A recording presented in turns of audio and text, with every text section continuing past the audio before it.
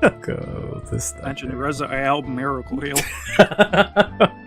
Just restand once you have your fifth damage or whatever. It's yeah, fine. restand. I'm going to swing for 11. Yep. Cool. Pass the turn. Oh, you're swinging for 56. Yep. There's no way in hell I can guard this one.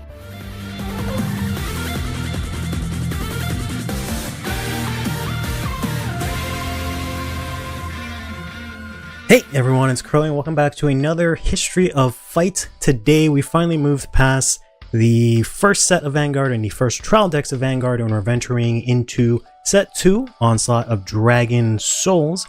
This time I've got my good friend Blank with me here. How are you doing today, buddy? Doing good, feeling good. I haven't seen these cards in years, so it's going to be interesting. Yep, absolutely. This is gonna be something because I've never played this, so I come in here with the huge handicap that you are the person that maybe has the most experience with most of these cards, being the man behind the progression series for Vanguard on YouTube. So hopefully I won't let you down. We'll see how this goes. Oh, don't worry. If this is anything like the progression series, neither of us will read our cards and have illegal activation. That's okay. I'm good at those. Don't worry. I need to draw one more card. Okay, that's even worse. Would you like to choose heads or tails? I will take tails. Tails never fails. Tails did indeed fail. So. This game is rigged. The host is cheating. For everyone to accuse the cheating, unbelievable. So, what were the rules back then? Is it just you flip and then you choose, or is it you flip and then whoever wins goes first? This was during the rules. Whoever wins the coin toss has to go first. That didn't change until very recently. Gotcha. Okay, so then I will be going first, regretfully. We're already post-mulligan, and we're also now doing the original mulligan rules, which is instead of putting cards on the bottom and then drawing, you put cards back, shuffle, then draw, so you have a very high chance of drawing the exact same cards that you had before mulligan. So let's get this started. I'm going to throw out my Vanguard, which is going to be good old Barkle. Oh, not only have you invited me, but now you're going to use Soul Saver Dragon against me. No. Well, I guess I can't complain. I too have Wizard Soldier Conroe, who is the illegal starting Vanguard. There we go. Perfect. Alright, so then I will go first. Best of luck to you. Hopefully not too much luck. I'll draw for turn. I will ride into Lake Maiden, Lien here. My Barkle is a Forerunner, so I'll call him out. And then I'll go to main phase. Let's go ahead and use, what is this one again? Liel to rest herself. Discarding. Discarding. Nah, no discarding for you. Doesn't want to use a skill. Discarding. Okay. How do I make this work? Let's try mill and then discarding. There we go. Discarding a card to draw a card that you did not see. Pass turn. Totally did not see. I'm not looking at it at all. Alright, my red face. Stand and draw. That was probably one of the best draws I possibly could have gotten. Oh boy. However, I'm going to ride the weaker version. Standardized numbers come and win. No, Soul, I would like to forerun. No. 1 to pass sounds good to me. There we go. Wizard Runner comes back. Flame of Hope, pretty good. But we are going to Dragon Monk Gojo, who is Lien, but for Dragon Empire. We're going to just hopefully draw into the main unit. That's not that. Okay. Off to a good start. Battle. 11. I will have to no guard. Go ahead. Alright.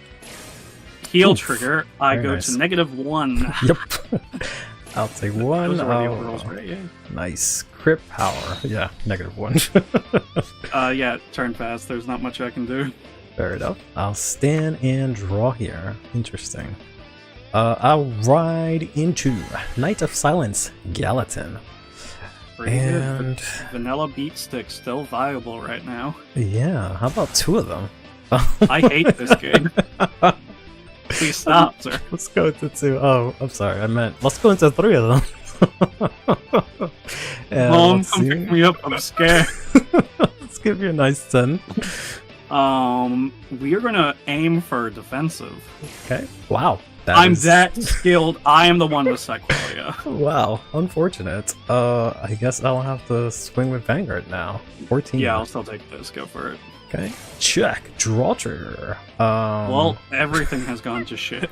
Draw power to rear Gallison. Draw 1. Alright, simply we will get another one. Yup. But you will get another damage, perhaps. Hey, no, they're not gonna do that. I would like to guard with my card, please. Yep, there you go. Alright. Fair enough, fair enough. Alright. I'll pass turn on that. Alright, you're no longer needed. You can go to drop.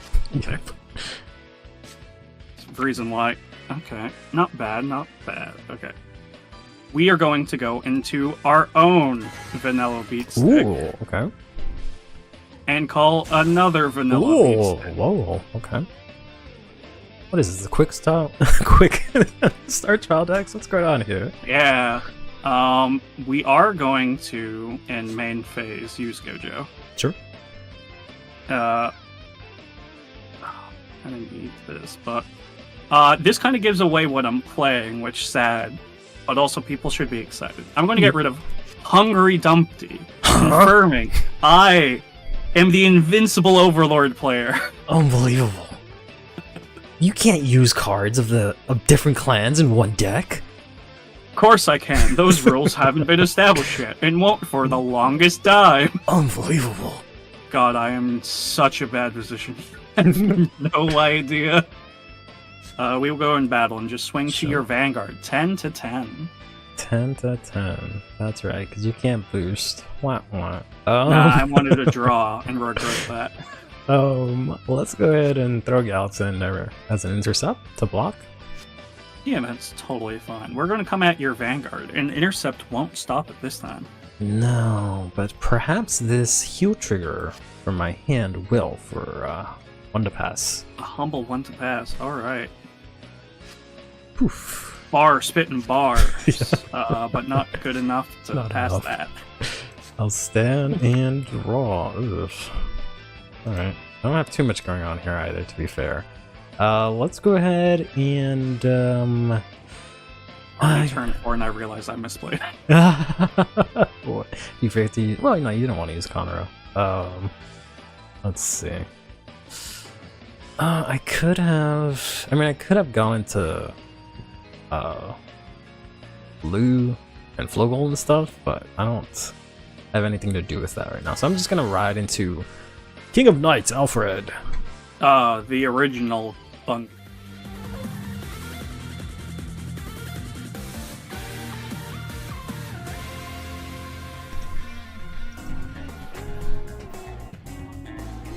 Hey, how's everyone doing today? I don't know why my chorus is so loud, but hey, how are we doing on this Tuesday? This probably gonna be a very long catch-up stream Tuesday. I'll try to go through everything very quickly. Sorry that I did not have a stream on Thursday that just passed. Getting ready for what I'm now calling History Week, which you just saw yesterday. We had the box opening for set 7, Rampage of the Beast King tomorrow.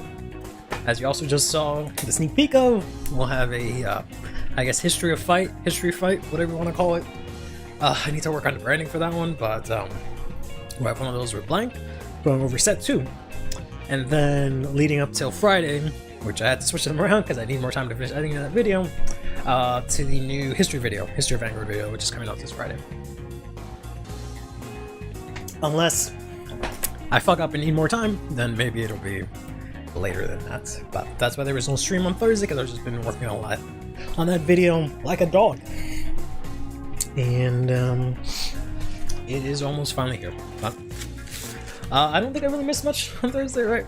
There was just a lot of stuff Like, I don't think there was much on Thursday, it's just the fact that I missed the previous Thursday, and then there was stuff from that Thursday that I didn't go over last Tuesday, so now we're gonna go over today, plus the stuff from last Thursday, plus all the crap from this today. It's a mess. But yes, indeed. Hello, evening. It is also my evening, actually. Did I create Vanguard for you? I mean, I don't know. Rush Duel on Duel Links has been hella fun. But, alright, we can go ahead and get started. So, yeah, so we'll catch up on the stuff from Thursday first. So, let's do before the test. We haven't done that one in a while. So, yeah, so we'll catch up on the stuff from Thursday, which was the Olden and the Flam G girls. They both got support. Then there's the stuff from this morning. We got the new Raziel and the new Varga, so we'll go over that. There is an anime episode that we can actually talk about. There's also some tops from, like, everywhere. We have like 4 or 5 different tournaments to go over, one of them being for our actual format in English for for the BCS Sacramento that just happened this past weekend. So we'll go over all of that. But first, we have the cards of the day. Probably the last set of cards of the day that we will have for maybe a good while, because Set 5 comes out this Friday in Japan, so we're not going to get any cards of the day from Set 5, obviously. Also means that whatever hasn't gotten support in that set, I don't think anything else is going to be revealed. We might have like a Gravidia situation, maybe there's like one more card, but I doubt it. Means unfortunately there is no Barrel Magus support, which hurts, but we'll see what happens. And I don't know when we'll start getting Set 6 stuff. Since right now, spoiler alert, we're going to it, but they're going to start going into the Koto decks. And I don't know if those are going to have cards of the day. They might. Who knows? PS Vita do have 0 games. That's what. Damn. I was gonna. The original title for the stream was gonna be like, "Oh, what was your favorite PS Vita game?" That's not Persona 4 Golden, but I wouldn't know any of the games anyways. But anyways, yeah, let's take a look at the card of the day. Again, we're a bit behind, but this is Gyokoko Popcorn here, who is the unit, or the I keep calling them all the same thing, but this is the Fuck G Zone card for Stoikea. So if your opponent has the existence of a G Zone, this unit gets 5k attack and shield, or 5k power and shield. And then if they have a card face up, this gets 10k shield and 10k power instead of 5k for each. So nothing new there. But more importantly here, we have Farrier Exploration Rora here, who I really wanted to play test once it was revealed, and I did not do any of that. Because this says, when his unit attacks, if you have a grade 3 or greater Vanguard with Gran Fia in his card name, you retire 1 plant token. This guy gets 10k power until the end of the turn. Then if your opponent's grade 3 or greater, you can counterblast once you get an additional critical. So you got yourself crit here on Gran Fia. Unfortunately, it says end of battle, so you don't keep the crits. You'd have to counterblast again to do it, but pretty sick. Gives the deck a lot more finishing power just with that alone. This Gordon is hilarious. The fact that the anti-strike card is an angry mobster with a pitchfork is very self-aware, sure. This thing is amazing, requires majorly overhauling how we build the deck, though, which is good. That's perfectly fine. Roar was descendant right down to the similar pronunciation of his name. Is that even possible? Because Roar was like... he's like a Bioroid, and he's like 3,000 years old or whatever. Is he like... Can he reproduce? Is that even possible? But...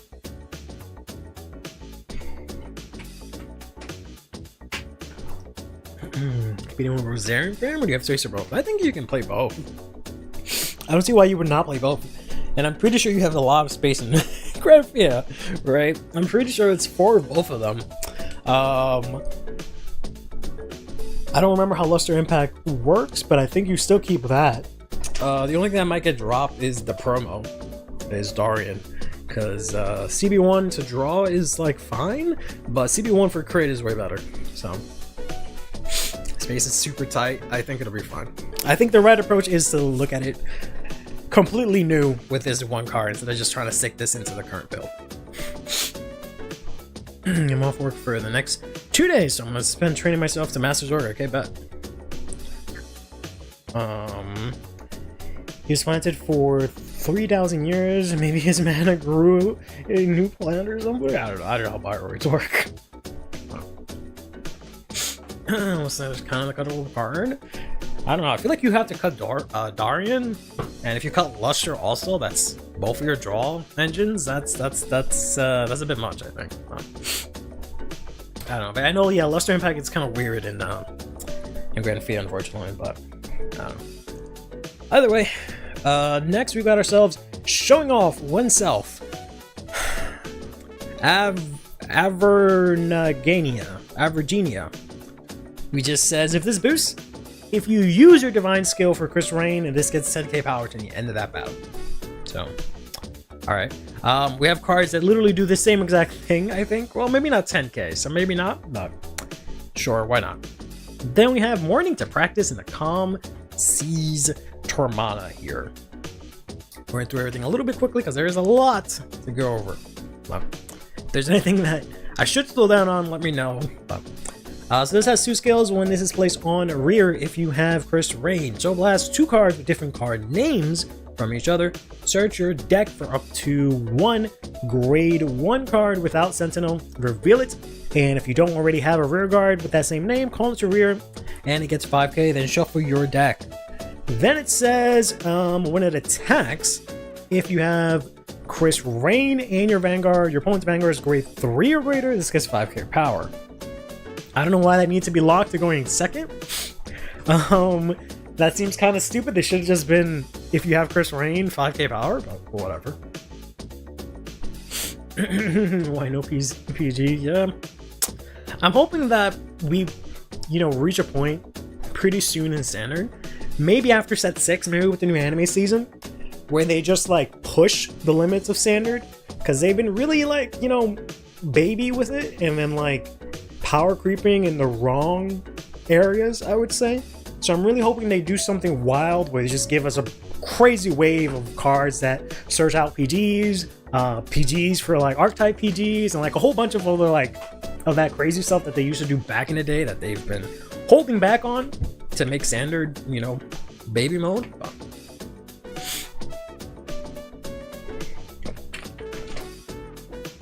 Yep, unless you just search out your whole deck for any of those grade 1s. More importantly, that allows you to very easily fill up your board. Between this and the Honest, you can very easily get there. Because you can play this, get 1, play Honest, get another 1, and that's already the 5 different names you need for Chris Rain. So, pretty good card. I don't know how it fits in, but we'll see. But yeah. Very strange that this was kind of just revealed randomly, but I don't know if, yeah, because I don't think Welster got anything this set. I don't think Zorga got anything this set. And I don't think Vladimir got anything this set.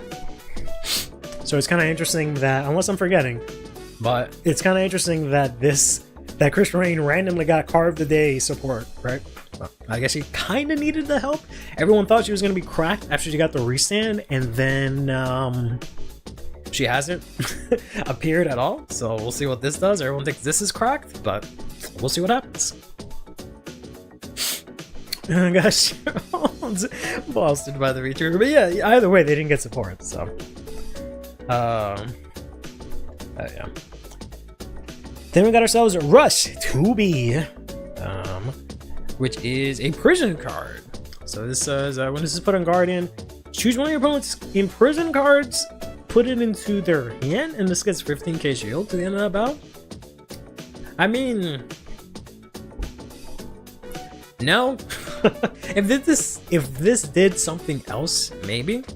If it put the card there to begin with, maybe that wouldn't be so bad, but just all that for just 20k shield, I don't think this will make it into the deck, unfortunately. I don't know how to have good support, yeah. Not that this one is much better from the... I haven't read this completely, bro. From what I was looking at, it doesn't seem like much. But we've got Aurora Battle Princess Capture. Capture Chirino. I just want to call her Captain Cheerio. Captain Cheerio. So this says that when this attacks, if you have a grade 3 or greater Seraph Soul Blast 1, your opponent uses a card in prison. Oh no, a card from drop, puts it into prison, then it gets 5k. So, okay. It's grade 3 lock, which kind of sucks. Can't use this in the early game, but that's fine. Then, after she attacks, you can retire her, choose an imprison card, put it on the bottom of your opponent's deck, and then draw a card. So, actually, that's not so bad. That's not actually horrible, because that is removal. That is removal. Cappuccino. That is removal, so if you imprison like a prison dragon, or anything Raziel plays, right? Like any of those decks that have key pieces that they can bring back from the drop, you can just put it back into the deck and draw yourself a card, right? Rather than allowing them to call it out. So that's why it kind of sucks that this is grade 3 lock. So if you could have combined this with the grade 2 Vanguard, like take a card from hand and then put that in the bottom of the deck, that would have been kind of nice, but you can't do that. So, I don't know. More balance I can get for Soul Blast 1 in prison. Yeah, that's fair. You also don't have to use that skill, right? You can just use the second part for the removal, but yeah, I can see not running this. I'm just trying to make a case for it.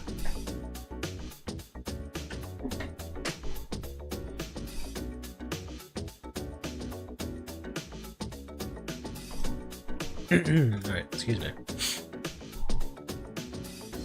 Oh my god, I keep opening Dolphin. I'm gonna go here. But Rerun, if we didn't get our Resander Corner Citrus in set 2, but since we did, she'll be a 1-of in your deck. Isn't it the strongest deck, but arguably the most annoying? I mean, I don't know about that. It continues to receive custom cards. Custom card? This, you consider this a custom card? I don't know about all that, but I think this is fine, but yeah, Corner Citrus might be better.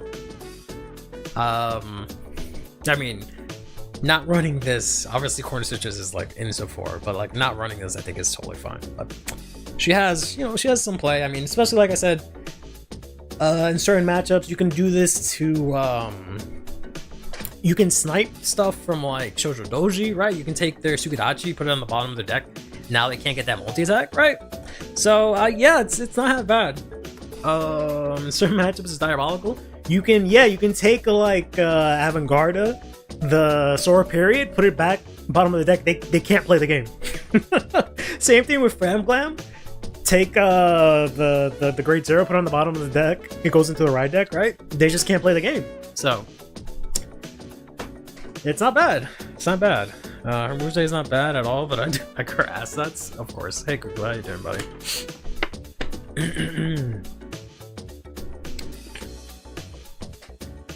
Yep. You're not a robot. I don't know. I think we're doing okay. At least I'm doing okay. I'm doing alright. I can be better. I had a very grumpy, frustrated day, but I'm powering through it. And that's it for the cards of the day. So we can go ahead and catch up with the Thursday stream that did not happen. And we'll go over, speaking of Flam Glam, who apparently ought to lose to prison. Excuse me. We'll go over that in a bit. But first, we got the Knight of Great Bow, Kurgwell, who is the, again, fuck G-Zone card for Keter Sanctuary. If you have a G-Zone, you can't use this. Then you can discard it, 2 cards from your ride deck from either solo drop, put them back face up. Look at top 7 for grade 3, that's not your Vanguard, as your hand. If not, return this card. And then it says, if you have 3 or more damage, this gets 5k shield, so that's kind of free. But you can't use it till later on. Then it says, if your opponent has a G-Zone, you can bind a grade 3 to get an extra shield. So, not half bad, not half bad. Can't offhand think of any decks that really need this that much, aside from the new Raziel and whatnot. I remember Lemon Break, what was it called? Shinkan Hisatsu? Or was that something else? I think it was Shinkan Hisatsu, but I don't remember. Where I was late to work, 7:30 a.m. to go in at work at 9:45? What the fuck? Jesus Christ. If I'm going grade 0 was already in prison, you're already losing. I mean, you got a chance to maybe get it back. try figure something out, right? But yeah, basically. Originally I tried to check this cycler as a one of in Bastion, although it looks good on paper. Unfortunately, Bastion has better options, probably. I don't think you need to add specific grade 3s in Bastion where you would need to play this. So if this got shield early, then maybe, but since it's by the time you're at 3 damage, this probably isn't gonna help much. But getting the grade 0 back, but no way of putting her back into soul. It might be a way, I don't know. But yeah. Then we have ourselves here Heavenly Rising Dragon, Linker Spear Dragon. I know there's a comma, but fuck you. This is a grade 3 that says if another rearguard was placed and you have grade 3 or greater Alden, choose one of your units and they get 10k power to the end of the turn. That's not disgusting because the triple relator, she restands a rearguard, right? So you can make your restanding unit get 5k, 10k. Oh, that's pretty good. Right, she does restand, so you can give your what's his name from set 13? With the big ass spear, right? He gets 15k, Alden gives him I think 10k, and then like the girl gives him 10k or something like that. So that's, and then this is another one, so he's like 55k or something like that. The math might not be right, but yeah, that's a big dude. Yeah, could be worse. Yeah, and you can just play it, call that off on deck thin, and then overcall with it. That's kind of nice. Then we've got ourselves here Fangon. That just says whenever something's placed on top of it, CB1, choose an opponent's back row rearguard and retire it. I feel like there's better removal options in Keter, but for CB1 only back row, I'm gonna have to pass on that, I think. Then we got the Knight of Heavenly Drive. I thought that said drip. The Knight of Heavenly Drive, Dilphase, who says when this is placed by the ability of Alden, choose one of your units and it gets 5k. Then if it was placed on a rear that already had a unit on it, you give 10k instead of 5. Then it also gets 5k shield if you have Alden, and that's it. Seems alright. Taking notes from lyrical names, just putting stuff together. So Raziel and Leo got better doggos than Alden. I mean, possibly Alden could use their doggo though.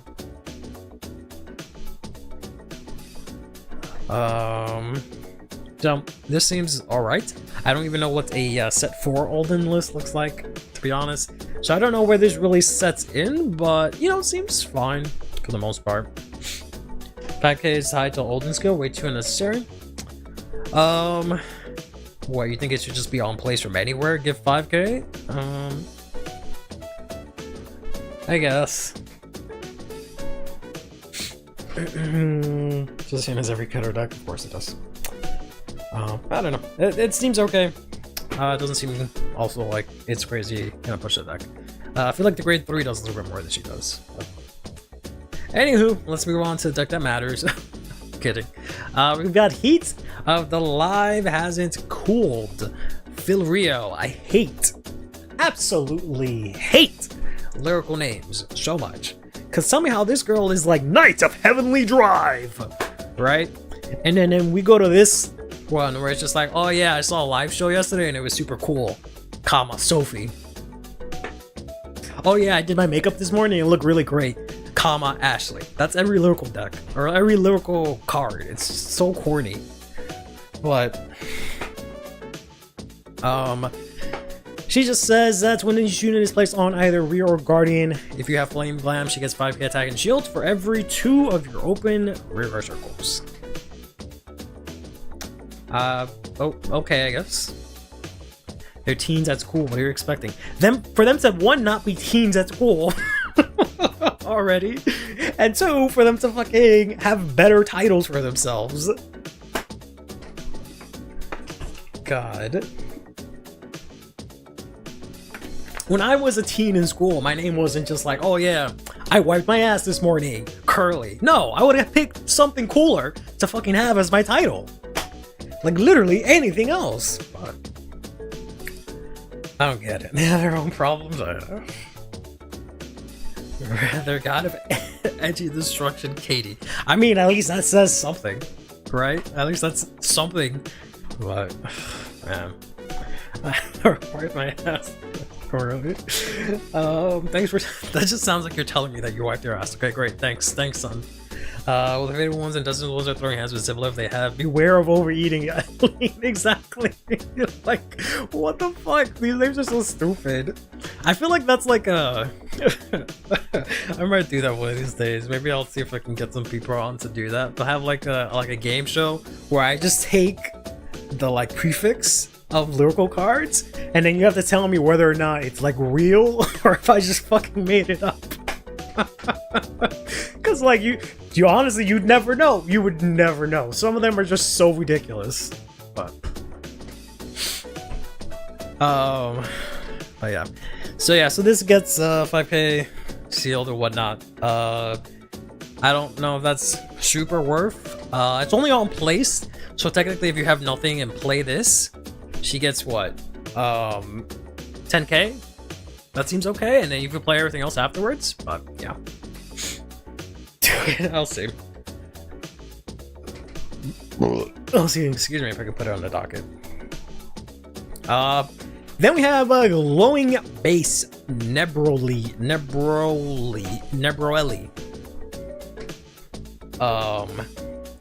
It looks really cool.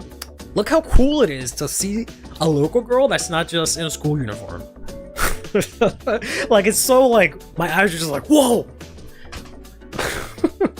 It took me so long to realize just now why I keep thinking this card looks cool. It's because she's not girl in uniform number 55 trillion, but this says in your drop, when this unit, when your unit with Flame Gambler's card name is retired from rear by an ability, bind this, choose one of the retired cards, return them to your hand. So when either the grade 1 retires itself to countercharge or the grade 2 retires itself to retire, you can then bind this and get it back from your hand. You supposedly don't play Pressia because you want to be stupid and play the Energy Blast 4 girl, so you can use this instead as your discard target. So seems okay. And she has bat wings. She does, so I guess she's a demon.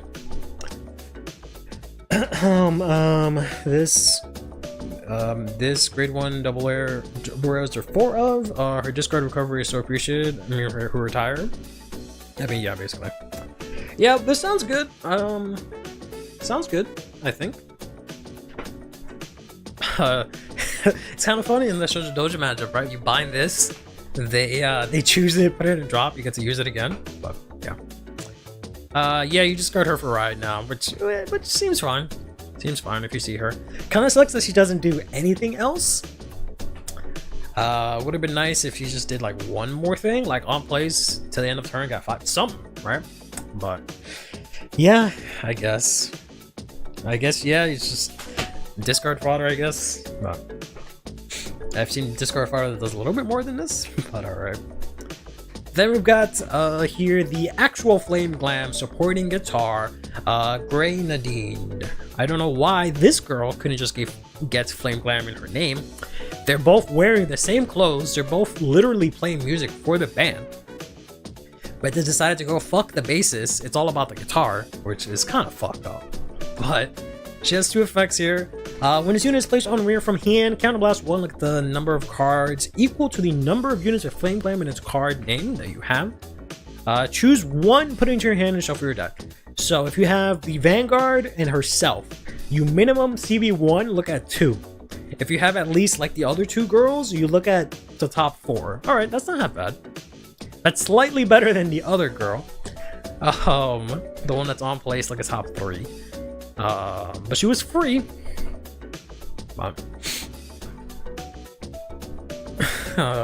Fright levels are custom. I don't know about all that. The second part is pretty good, but I don't know.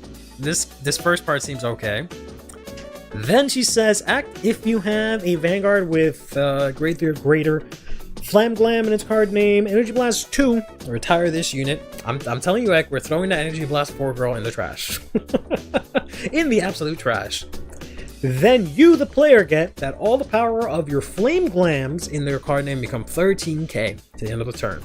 So that counts So that says units, and it's you, the player. So that counts for when you arrive to grade 0. That becomes 13k. And it also counts for your rear guards. So now they become 13k, which is really good because you don't have to swing with an 8k anymore. She gets a little bit more power, so that's kind of nice.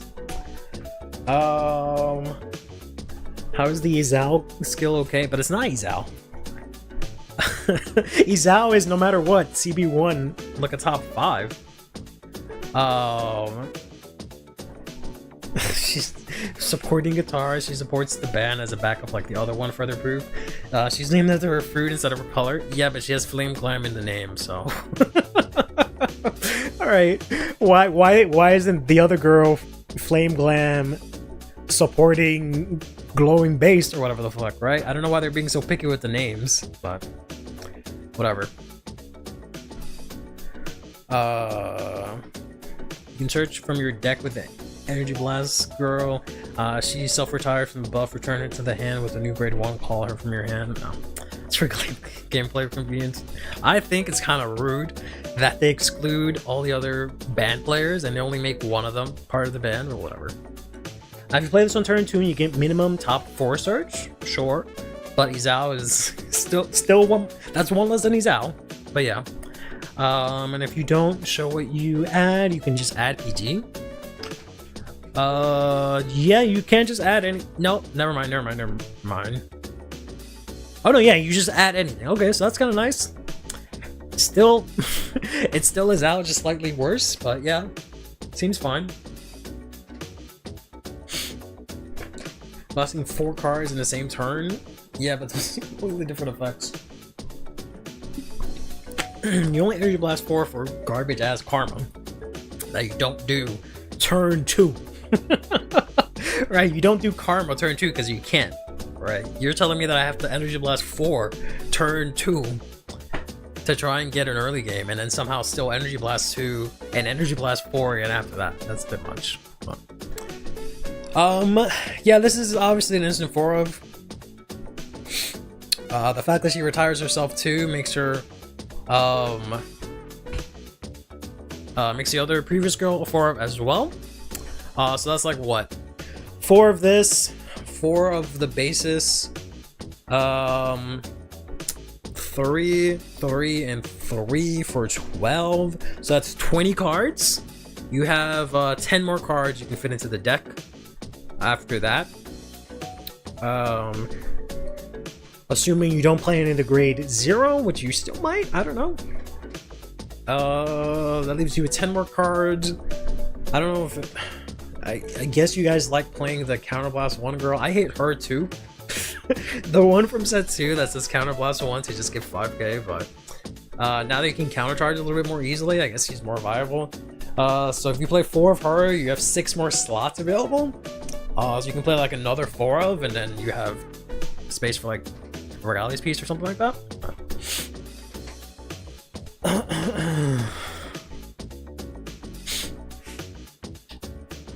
Not needing to fetch a Flame Glam to ride. Your turn 2 is full of Flame Glams. The A-Shell is for turn 3. Oh, now it's turn 3.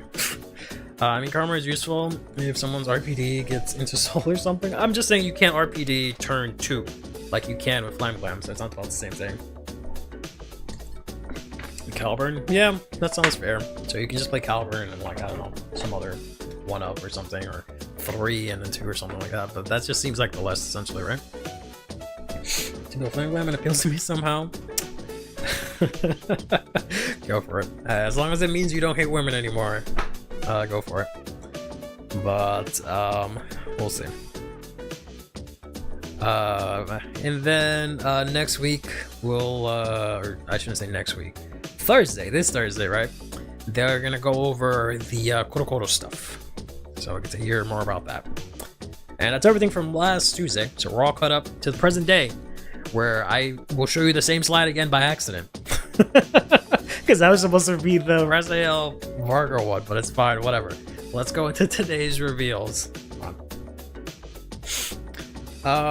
We've got ourselves here the Fiend Beast, the Ushio Nimaru. He's a grade 2, a rare. He says that when this unit is retired from a rearguard circle by the ability of your greatest greater Vanguard with a Varga, choose a unit gets 5k power to the end of the turn.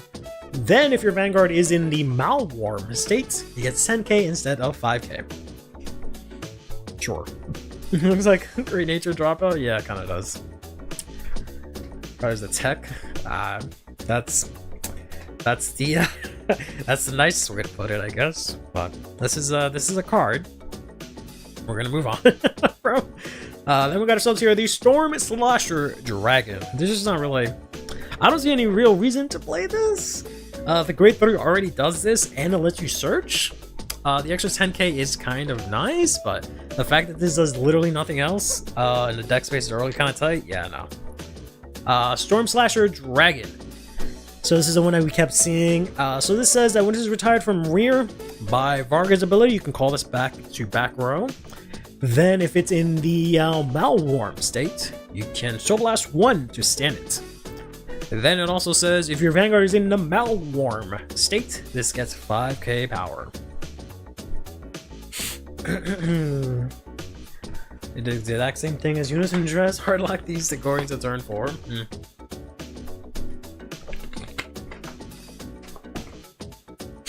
It's early game turn 3, that's the only advantage. Yeah, barely. Which one appeals to you more, Evil Varga, Super Saiyan Raziel, or slightly more cool Lever? I guess if I had to pick one, probably Lever Dress is the most interesting. Because I'll be honest with you, kind of boring. I feel these upgrades are kind of boring, if I'm being totally honest with you. But we'll get into it once we look at the other ones, right? Speaking of which, we've got Unparalleled Dragkeslif Varga Dragres Raksha. I don't know why he needs two different. Like, they could have easily gotten rid of this one or like this one. Either one would have been fine. I don't know why they added two different names to it, but whatever. Varga? No, Varga's kind of. I'll get into it. So first skill is the Malwarm skill. So when this is placed by writing from a unit that is a different name Varga, you go into the Malwarm state until the end of the fight. This unit in the Malwarm state, and if you Persona Ride, or if your Persona Ride did not activate Persona Ride. So basically it just gives you Persona Ride on turn 4. It says until the end of the fight. This unit or from this unit or from a unit in the Malwarm state. To the end of the fight, this unit is in the Malwarm. Okay, I thought it said like you are in the state, but never mind. It's a unit that's in the state to the end of the turn. So yeah, so basically you just go into Unison Dress, except you get to Persona Ride. Then it says when this unit's in the Malwarm state, attacks a Vanguard. So basically you can't have this in the ride deck no matter what. You have to have this in main deck and then go into it. But you basically play one Varga main deck and I think 4 of this. Sorry, 1 Varga ride deck, 4 of this one main deck, because you have no reason to go back into that one. You know, Reksha / Retsetsu can mean either man-eating demon or maybe it's because I'm used to turning 1 card in hand into 4 rearguards, but this door blowing up the backward doesn't sound like that big of a deal. I don't know about that. But when this unit in the Malwarm same attacks the Vanguard, retire all front or rear guards, and this gets 10k power to the end of the battle, so the same as the original one. Then it says CB1, retire all back row rear guards, stand this unit at the end of that battle, I should say. Stand this unit, and you get -2 drive. So kind of the same thing as the last one, except now it retires back row. And the restand, you don't have to restand if you don't want to, essentially. You can swing in, get the 10k and not restand if you want to. I don't know why you would not, but you don't have to. You can just retire front row, get 10k, swing in, and just pass turn or whatever, right? But you then, at the end of that battle, CB1 to retire all back row and then restand this. Then the final skill is a Divine skill that says at the end of the battle, this unit attack. If this unit stands by its auto ability, you can counterblast 1, stand this, and it gets drive +1 until the end of the turn. So that's what I heard, but I don't think you can actually drag Vita. You can only drag Vita after the divine skill, so it's the same thing because of the fact that this is once per turn. I saw someone explain this on Twitter. So if you attack with this, use this skill, don't counterblast, but then restand with drag Vita, and then swing in again, you cannot use the divine skill because you did not stand by its auto ability, right? You only stood by the over trigger, and you can't go back into this auto in the same turn because it's already been that once per turn, right? So the only way that you drag Vita is if you use it on this, if you check it, I should say, on this one, like they did in the anime. Yeah.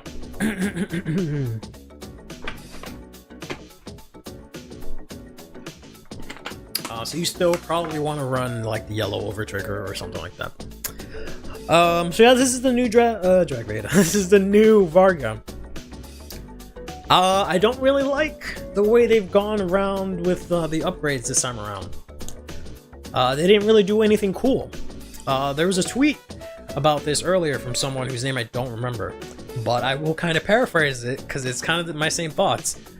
They removed the like cool interactions you, the imposing player, and the player playing Varga had with Varga, because now you no longer have to be on grade 4. I mean, technically your opponent should be on grade 3, but you no longer have the restriction for the divine skill. They have to be on grade 3. Your opponent has to be on grade 3, I should say, and they have to have 4 or more damage. So you can't even have that little mind game, that meta game of like staying on low, doing this and that, because now they can just pop this whenever the fuck they want. So it's like, oh, okay, well, fine. Fuck me, I guess. I guess you can just divine skill whenever you want. So it just kind of, you can just kind of do whatever now, right? You just go first swing with normal Varga, do your normal Varga turn, right into this Persona ride, and then just keep swinging until you feel like doing your divine skill. It doesn't matter what your opponent's board state is anymore, because you just retire everything and then just restand when you want. And it also doesn't really do anything different. Like, there's nothing about this that's different other than like the board retire, and that's it. So it doesn't do anything like new and interesting. It's just like slightly better, and it's kind of the same thing I said about the lever dress, but it is what it is, I guess. I guess it's not. I guess I'd rather, if I had to pick between a lukewarm upgrade or like this crazy power creep, I would rather the lukewarm upgrade. It's just kind of whatever.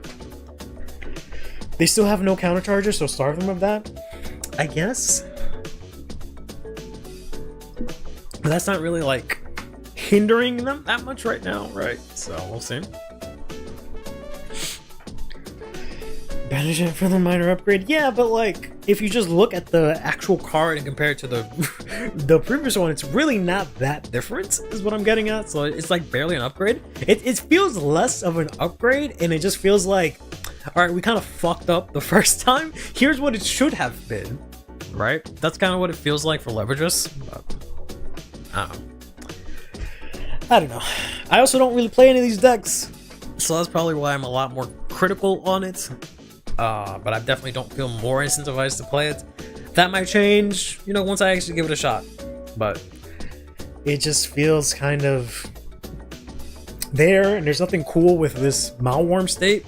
Like, this seems completely unnecessary. It feels like they just had to do that for gameplay convenience, essentially, right? To make the like rulings and stuff work. But otherwise, it does nothing. It does literally nothing. But yeah. People might be used to the massive power creep string of V format. This is more in line with what G-Arrow upgrades look like, which is appreciated. I'm not saying it has to be, like, I'm not saying it has to be a huge power level, right? Like, I'm saying I don't want a power creep. I'm just saying it's just, I don't know. This just doesn't sound like, this doesn't, I don't know. This is like bare minimum of an upgrade. And I'm not saying, again, it has to be more powerful. It just doesn't really do anything. Like, even design-wise, for the three of them, they look barely that much different, right? If you compare something to, like, I keep using this example. If you compare Gigantic Overlord to The End, right? Those are two completely different looking cards, right? And that looks like a huge upgrade. or if you compare even like Maelstrom to like Glory Maelstrom, that looks kind of different, right? Whereas like here it's just like these guys barely look any different, and their effects are barely any different as well. So, well, I don't know. I pull a Seek, I pull a casual $2,000 or whatever the fuck it's gonna be worth. Wow. Can't wait to cause problems with this. Great. Thanks for admitting your problem is a problem, I guess. I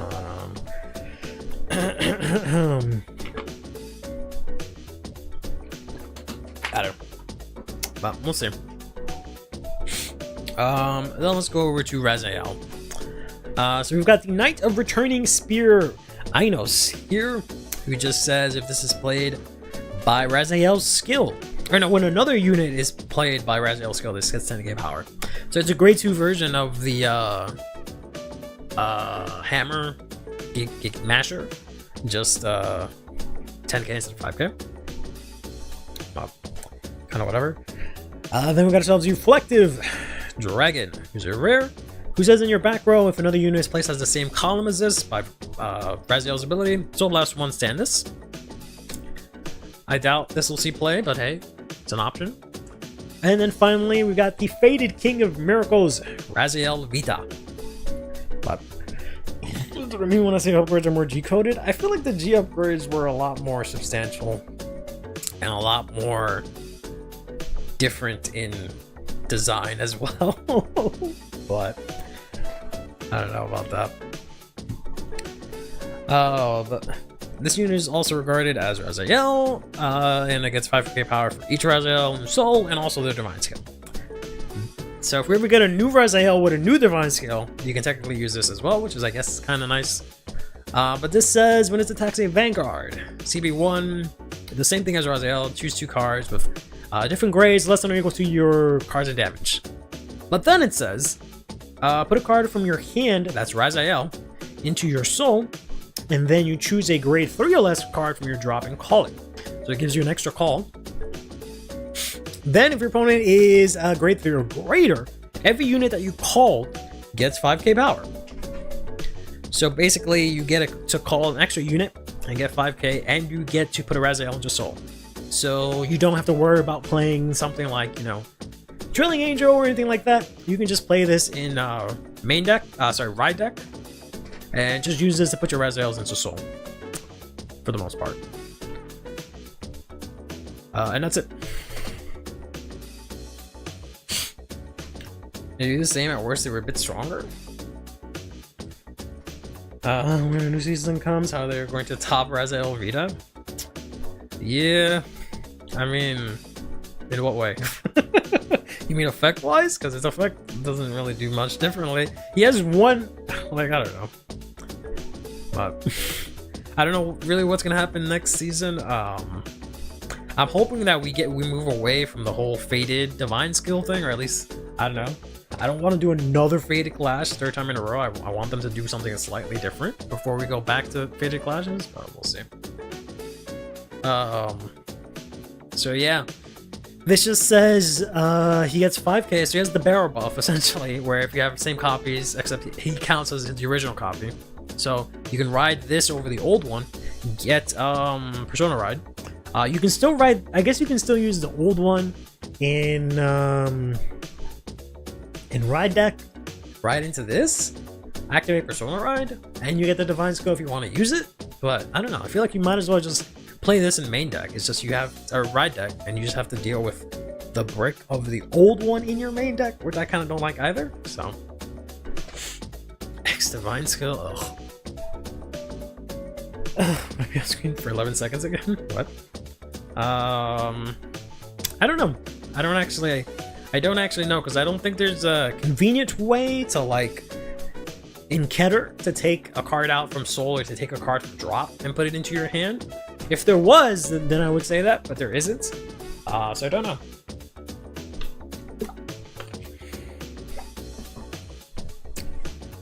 Very clunky, is it? I don't know. But yeah, I don't know. I feel like no matter what, you're playing both of these grade 3s for everyone except for Varga, right? for Raziel and for Leverage, you're playing both of your grid 3s in main deck, right? Whether you want to or not. Whereas like Varga doesn't need to. He just plays 4 copies of the new one in main deck, and then it's just 1 copy of the old Varga in ride deck, which is kind of nice. Kind of wish I had like the secret one or something like that, because you only need 1 copy now. But Overthrow's making me as the leader again. We get another leader for that whack ass team. Team builds are usually youth in terms of deck construction, except none of them are as explosive as youth. Same as youth in terms of deck construction? You mean like you have to... I'm not sure what the analogy you're trying to make. We're just 2 OG in main deck? I don't know about all that. But... speaking of secrets, here is the Blessed Dragon, Gabe Lewis. The thing you guys keep asking about. Because y'all really wanted him to become a card. Well, here he is. So he has 2 skills. When this unit is placed on rear, Soul Blast 1, look at the top card of your deck, put it at the top or bottom. And if you put it at the bottom, this gets 5k shield. So, look at top card, put it top or bottom, card number 500 for Keter. Then, if this attacks, and you have 4 or more cards in your damage zone, it gets 5k. Then if it was placed by the ability of a faded one this turn, and you haven't done drive checks with a rear guard, you can counterblast 1, get 10k instead of 5k, lose a drive, but you can do 1 drive check. And this card is just kind of like, oh, okay. So now Raziel can call out anything, it can heal, it can put back crits,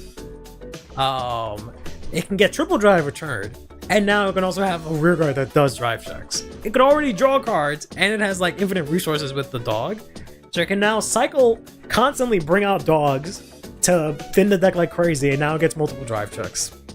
Okay, sounds fair.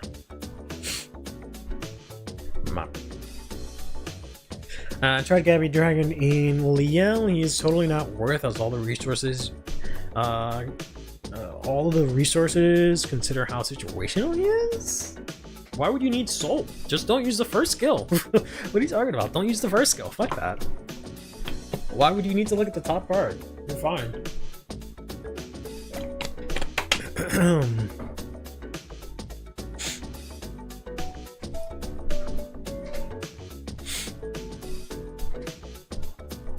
I mean, like, I guess you miss out on the 5k, but who cares? You get a drive check, it's fine. Scabbard and Zorga, let's see how far it goes from here, man. You won't be able to, because this is scattered, but hey, go for it. So yeah, this is, I guess, a card. I guess it's nice that he works with faded ones. I was gonna be a little upset if he only works with Raziel. I would have been like, alright. That's kind of silly, but... adopted by Raziel and Liel. Everyone keeps forgetting about Alden. No one, I've heard people talk about this card, using it in both those decks. No one, oh wait, no, you can't use it, that's why. Okay, fair enough, you guys know how to read. That's right. He's a destined one. That's right, that's right. That's whack. That's whack. They just should have sent Divine Skill then, but whatever. Man, that's whack. That is so whack. Not that it would have really mattered. I don't think that would have helped. I don't think that would have done anything in all of them, but it might as well have just said Raziel if that's the case. I don't know. Yeah. Sorry, I did have a grumpy day, but I am letting it come through into this a bit too much because I'm not super psyched about these reveals. Oh, my opponent know how to read. I mean, that seems to be the case sometimes, but fuck the Dustin ones apparently, which I want to say that makes sense, but yeah, I don't know. You just keep going till you get caught, yeah. Speaking of getting caught, here is the secret. I don't like this text, right? These characters, because they already have so much on the card, and then they added more that I actually don't like it. I think I would rather the DSR or the SR for this, ironically. But here's the secret for Varga. here's the secret for Raziel, which looks a little bit cleaner. And then here's the secret for Gabe Lewis, because for whatever fucking reason, hey, why not give Keter 4 triples in this set while everyone else gets 3? Hey, why not give him a secret too? Why the fuck not? Whatever. It is what it is. Next week they're gonna talk about I think it's the Triumph Dragon deck. So we're just going into the Kodokodo deck reveals essentially. And there was also a fight with these decks from this morning. And from what I saw, the decks were atrocious. We can take a look at it in a moment. Of course you are. See if I can find the fight video.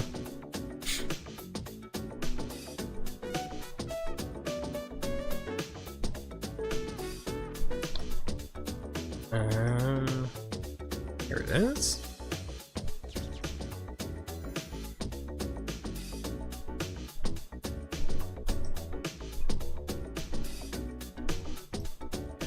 Let's go over here. Not CFA, whoops. Let's go over here. Okay, cool. Well, I mean, it doesn't matter. We can keep playing the music. We're not gonna watch the whole fight. I just want to take a look at their build. So I guess spoiler alert, or maybe I won't say anything. I don't know. There we go.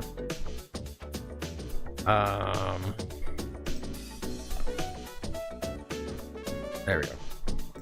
So this is the build for Raziel that Bushiroad is showing y'all. Yeah, I said no. But yeah, I know you already shared this, but let's show the class here. So they're playing the old Raziel in main deck. Sorry, ride deck. I don't know why I keep mixing up main deck and ride deck in my head. Every time I say main deck, I mean to say ride deck. They're playing the old Raziel in the ride deck, playing 3 and 4. And then 2 copies of the Gabe Lewis, 4 Nobia, 4 of the Nibiris, 4 of the Spiral Cutie, 4 dog, 4 of the other dog, 1 cat, purple Overtrigger, and then 1 copy of Twin Cast. I don't know how I feel about that. I don't know. Spiral Cutie is definitely a choice. Nothing. I can't do the thing. Hold on. Oh, that's so stupid. I have to like project on top of it. There we go. Spiral Cutie is definitely a choice. I don't know if I agree with that. That seems unnecessary. Why would you need to Soul Blast so early and put cards back into your deck? That seems pointless. That should be Biscotti. Nothing else uses energy either, so why would you put in another card that counterblasters? That doesn't make any that doesn't make any sense to me, personally. If this was just Biscotti, that would be fine. I guess technically Nobia is slightly better. It depends on how she's worded, because you can Soul Blast out either one of these, so she has a higher chance for her 10k to go off. 4 Nibiris seems excessive. Definitely could have made some space here. Dog with no orders. That is true. Like, I'm not saying you have to run Keter pile, but like, come on. Ban Keter pile? They wouldn't. They don't have the balls.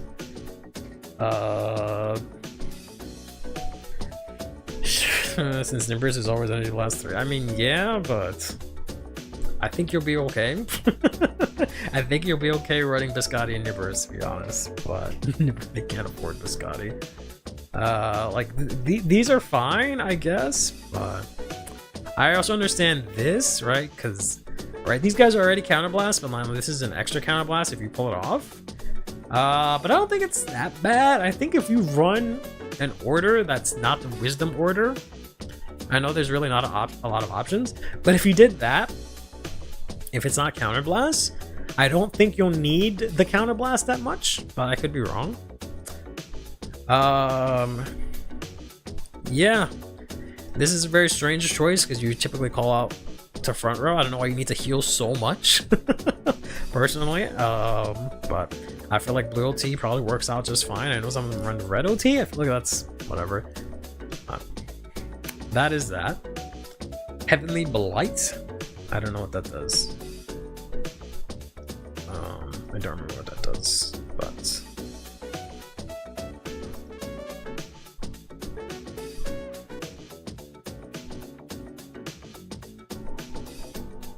oh, I see what they're trying to say here.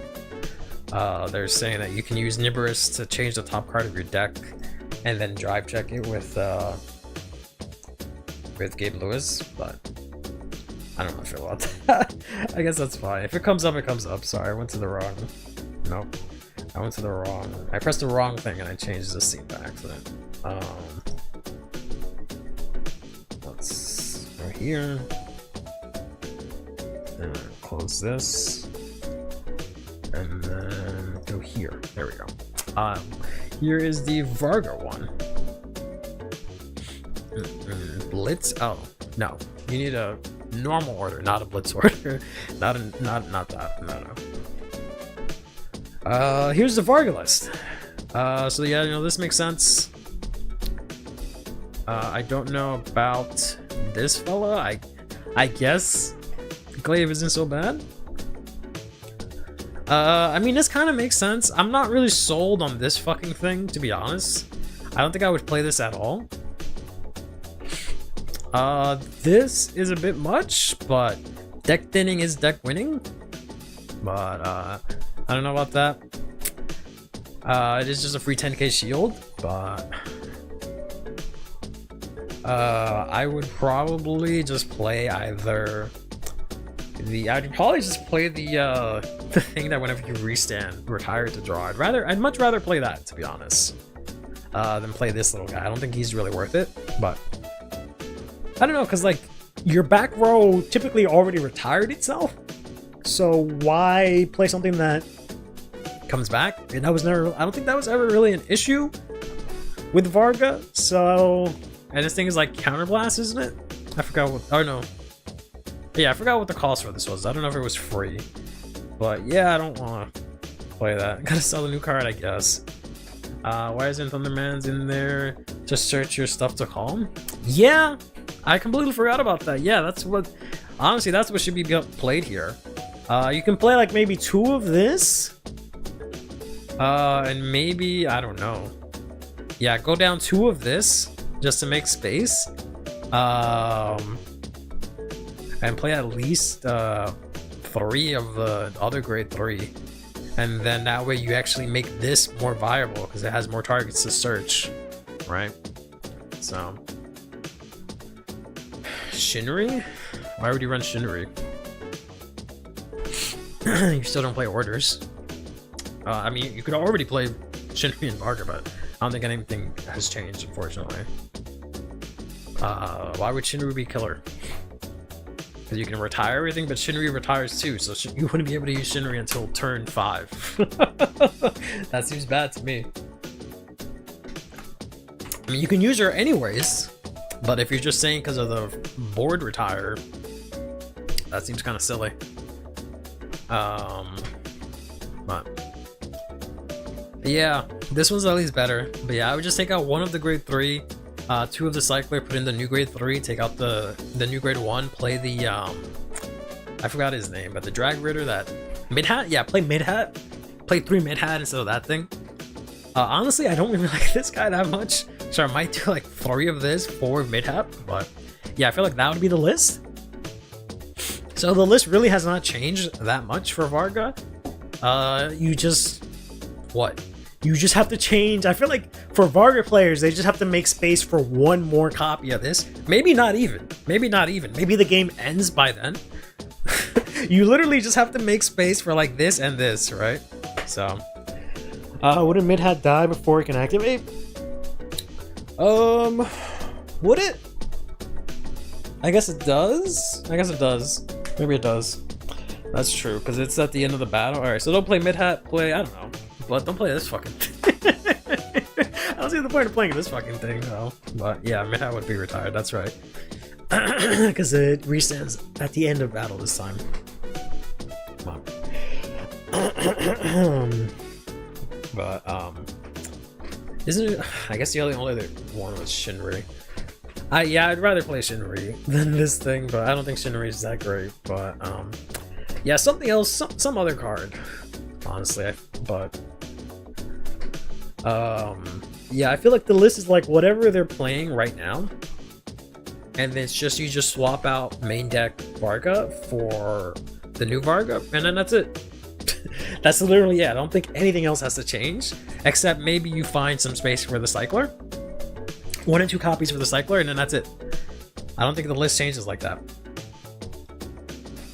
Storm Slasher can help put more pressure on your Raksha and Shura attacks. I guess. I don't know if that's really that necessary. But I have to just remind myself. I know we just saw it, but I have to see what the cost for it was.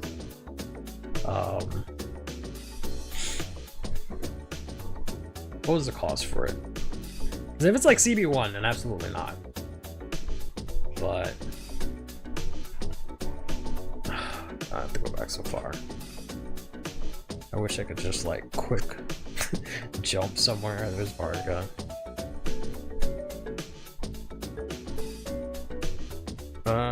Okay, so it called itself out for free. Okay, but it's only Soul Blast 1 to stand it if you have the Mount 1. I don't know. Does that add any pressure? It only adds pressure on turn 4. In which case, then you have to Soul Blast 1. I guess if you have 4 of these. Okay. Alright, if you have 4 of these in your deck, and you have 3 in back row. Alright, fair enough. Okay. Hold on now. You could just keep bringing these back, right? Because it doesn't say if you don't already have a copy of it. So, never mind. That's actually kind of good. Hold up. Hold up. Oh, but interesting. Can you use New Cycler more than twice? You can't, but you still use. You can't use the first skill more than twice, but you can still use it to guard. So running more than 2 copies is not horrible. Yeah, that's what I was thinking. But the fact that this always stays on the board essentially is not half bad. Now that I look at it, I thought you had to pay some kind of cost in order to call it back, but no, you just call it back for free, which is kind of good. So that's not half bad, because it just means every copy you have out there will just keep calling itself out, right? Whoops, I went to the wrong one. Every copy you have will just keep calling itself out, right? So if you have a full back row of this, they all get retired. You just call them back out. You have infinite back row. So that's kind of good. You would just have to Soul Blast to stand them if you want to, but it's fine. Yeah, it's still the same. It's exactly the same deck. It's exactly the same deck. The only difference is that now you can no longer stay less than 4 damage to try and stop the Divine Skill. That's literally the only difference. And they have an extra Persona Ride, I guess, and that they can retire back row. That's really the only difference. But I'd rather not. But it's really about the same. It's really about the same. Like, I guess the timing of the divine, or not the divine skill, but the restand skill changes maybe some things, but I don't know what a Varga list looks like exactly right now. I have to see which grade ones they're playing, but it might not really matter.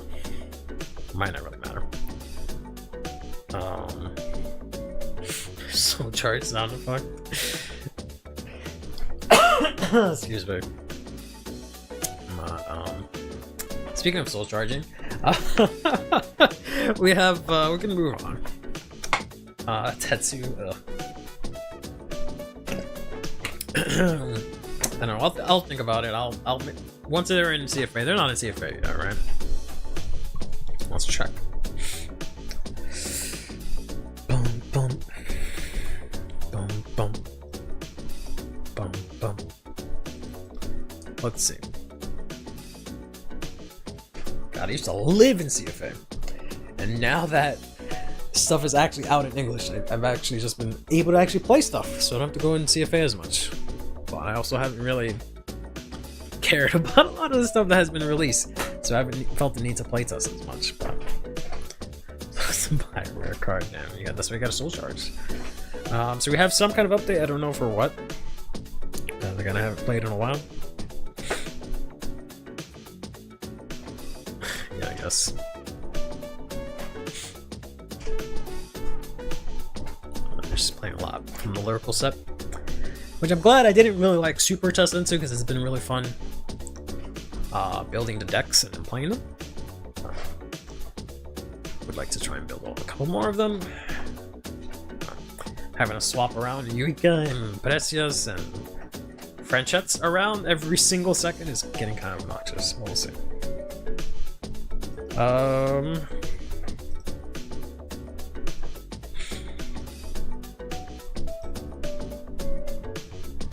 It is in CFA. Wow, that was fast. Yeah, it's already in CFA. Look at that. We can already find out. Alright, maybe we'll come back to this in a bit. We'll come back to this. If we have time. Which I don't think we will. But, excuse me. I was just gonna say, maybe I'll test it and see how I feel about it, but I feel like it's gonna be the same. Yeah. So we have messages from the drop zone. Sorry. The drop zone is the Discord server that I run for CurlyHairedVanguard. Before every stream, I ask if there's anything, topics, what have you, that anyone wants me to go over during the stream. Today, Robin has submitted the following, which essentially says, I think I'm just gonna put down what I think PS Vita's effects are gonna be. To which they are gonna contest with this, which is the actual skill. They're gonna propose their skill here, which is exactly the same. So, boom, boom, boom. I didn't have time to add sound effects, so that one's correct. Then we have the actual second skill here that says that you get to basically counterblast one, the same thing, except you can put Raziel to soul to call an extra card, and if your opponent's on grade 3, you get 5k. Instead, Robin proposed that it would be when it attacks Vanguard, you CB1, call stuff out, the same number as your Vanguard, as your damage. So it's exactly the same skill, no extra text. So you got that part wrong. Then there's a third skill that says when your Blessed Dragon Gay Blues attacks, your Energy Blast 4, and that unit gets the trigger effects of the last card you damage check that is face up in your damage zone. That's interesting. That is interesting, but that sounds like a bit of a nightmare to have to remember what was the last card I damage checked, and then that also means you can't counterblast with it. But and the Energy Blast 4 seems way too expensive because then you can't play Nibrus at all. But that's an interesting idea. I like the idea of like copying trigger effects from Drop Zone. Maybe that's a deck we can get, right? Imagine that we just like copy like the attack power of something from Drop Zone, or if it's a trigger, you can activate the trigger or something like that. That sounds like a cool deck. Man, if only Bushiroad would make cool decks anymore. I'm kidding. Come on. Here's the actual skill, in case you forgot. We looked at it 5 seconds ago. But good attempt, Robin. Close, but no cigar. Which is good, because smoking is bad for you.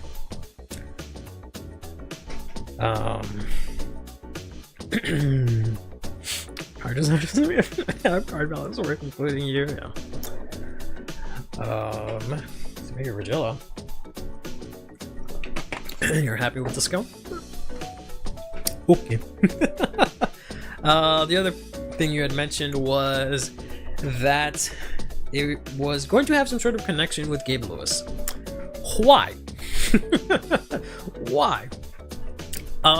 Did I miss something in the anime? Is there a connection between Raziel and Gabe Lewis? By any chance? Other than like Akina and Gabe Lewis being friends? Or whatever, but is there like any actual connection between them lore-wise or something like that? Yeah, that's always the answer. Oh, but in the lore, your own Vanguard contest when it gets the Vanguard made officially. If only. funny. What is it called? Yu-Gi-Oh! Did that a bunch, which was kind of nice. They were friends before? Are you just saying that, or is that legit? Are you just saying that, or is that legit? They did that ages. They did that ages ago. We got a crappy American Holly grade 3 out of it. Laura, Reziel, and Gab are friends before Reziel lost his memories. I got the partly correct since Vita's additional part is partly correct since Vita's additional part of the second skill. I guess. I don't. I guess because I don't read the lore, and that's always what it ends up being. It always comes back to the lore. All right. You can look up the fan-made card. Maybe later. Then next, Click wanted us to take a look at the sneak peek promo and mat for set 4, and also how the lyrical 4th crit is way better than what we got. So it was a spoiler alert, I guess. We found out yesterday that the Heavenly Blade of Liaison, Razanel, is the sneak peek mat for set 4. Which is crazy, because the sneak peek doesn't start until next week. So I don't know how we already have this, but we didn't find the lyrical crit until like a day before the fucking kit came out, but whatever.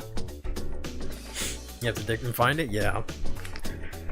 Their home is in the lore. Raziel loves Gabby's clan's motto, which is reach out your hand for a miracle, yada yada yada. Yeah. It is unfortunately not Darkseid. We got snubbed again. Unbelievable. I'm so tired of them never picking Darkseid for sneak peek max, man. It's sickening at this point. It's kind of sickening. Absolutely sickening. But it's whatever. That is this girl, in case you forgot, who does this. She's on place Energy Blast 4 in draw. And then if you call something over her, you give that unit 10k, and then you can Soul Blast 1 to stand it. So that's what I was saying. You can call over... What? So you can call the grade 3 from today, use the Ermac, that's his name, Ermac, right? Ermac calls over, he gets 15k, and then the grade 3 gives Ermac 10k, right?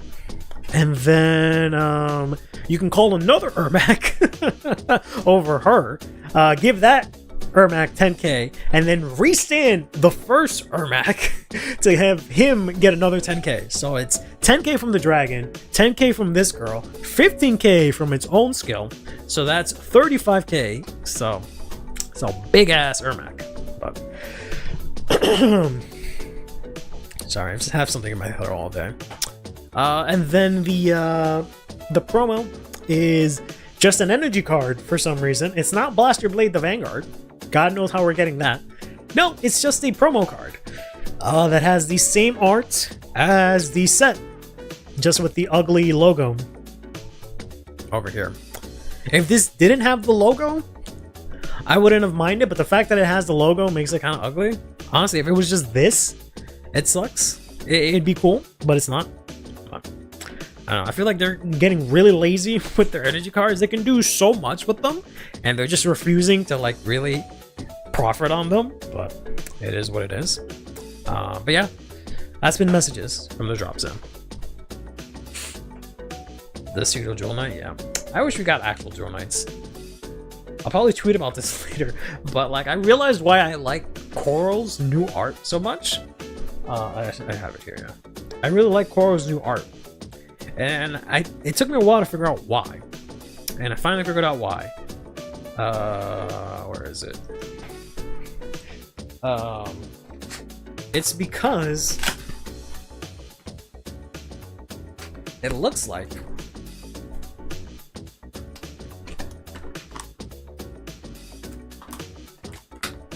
pull it out. It looks like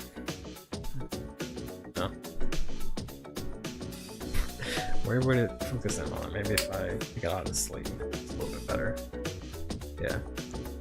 Maybe if I take it out of the sleeve. Is that better or is it just too shiny? I don't know why it's... You have to go all the way back here. Is that it? There, that's a little bit better.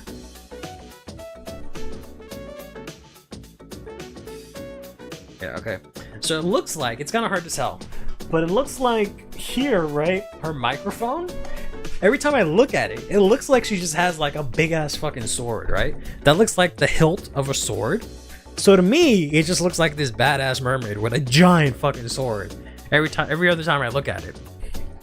And then it just reminds me that I just want some cool badass girl with a giant sword, and they're just not giving us that as a Vanguard.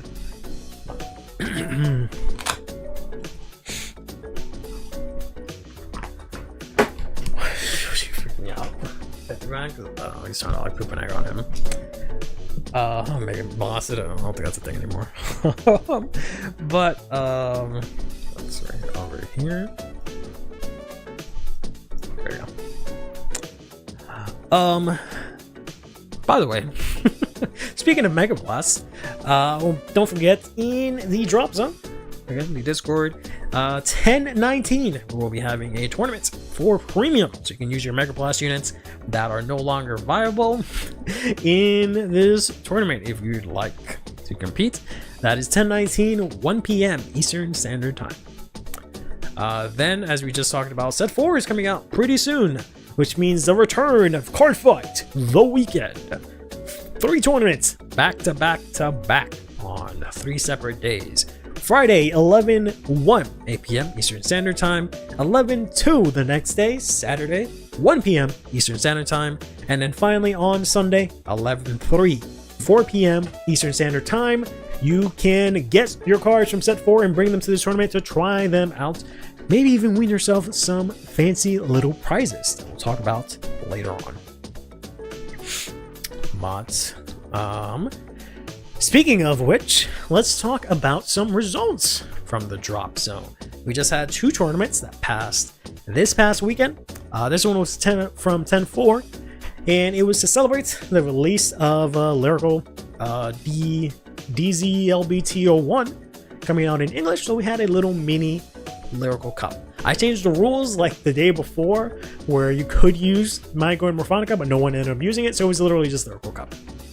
And here's what it looked like. It was just one of each deck. We actually had Grade 4 Kyrie and Grade 3 Kyrie.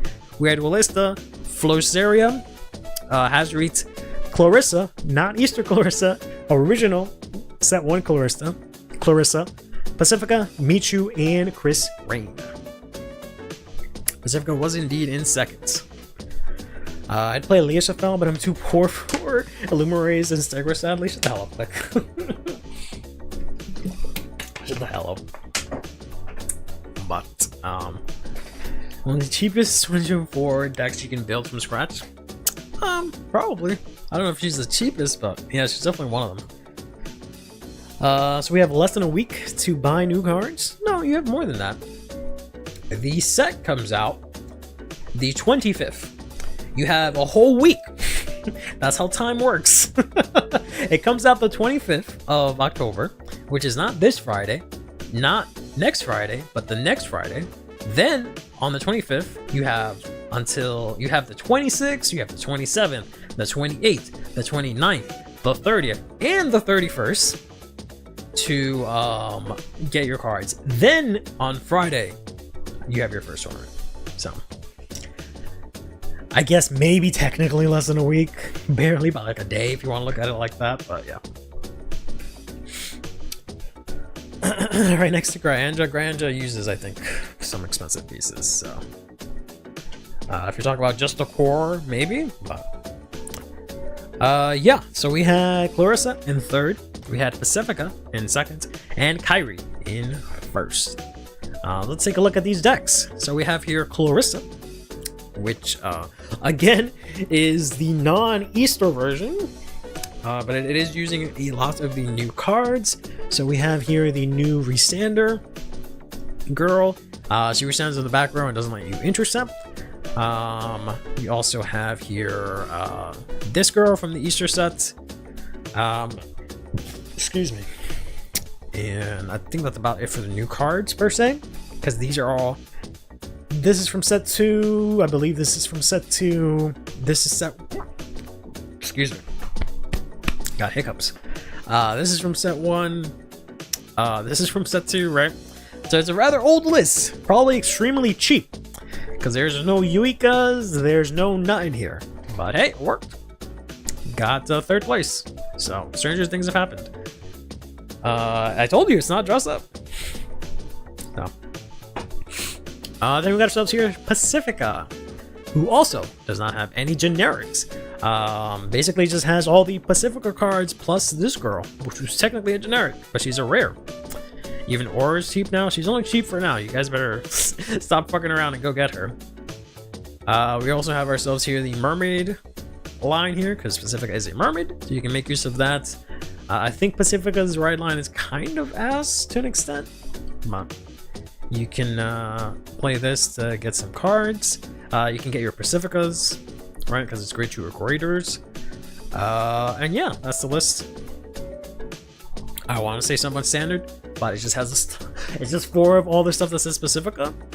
The new girl, and this girl, and that's it. We love Fish Girl Inlet. Yep, indeed, Fish Girl Inlet is pretty good. Pretty good. I will probably end up building this pretty soon, but we'll see. Have to see if I have all the cards for it first. But that was 2nd place, and then we got ourselves 1st place, which was Kairi. Compatible with the generic ride line. Generic, I mean, if you want to call that one the generic one, yeah. But yeah, she is a mermaid. Which is just the pretty much standard Kairi list. Not much to say about it because this was my list. And I already have a deck profile on the same exact list if you want to know more. The only difference is that I'm not playing this crit. That I will change, and that I will probably drop one of the fronts for a 2nd copy of this. But anyways, that was that, and the winner of that, not me, ended up getting this mat, which I will be mailing out tomorrow. But here is the sneak peek mat from the lyrical set, which was the prize for the tournament. Yes, not yesterday, but this lyrical tournament. So that was that. That was our little lyrical cup. It was a lot of fun. Hopefully we can do it again. Specifically, because of how this works out in the Discord, I have a leaderboard where I keep track of, like, you know, wins and losses kind of deal. And I break it down also by like nation.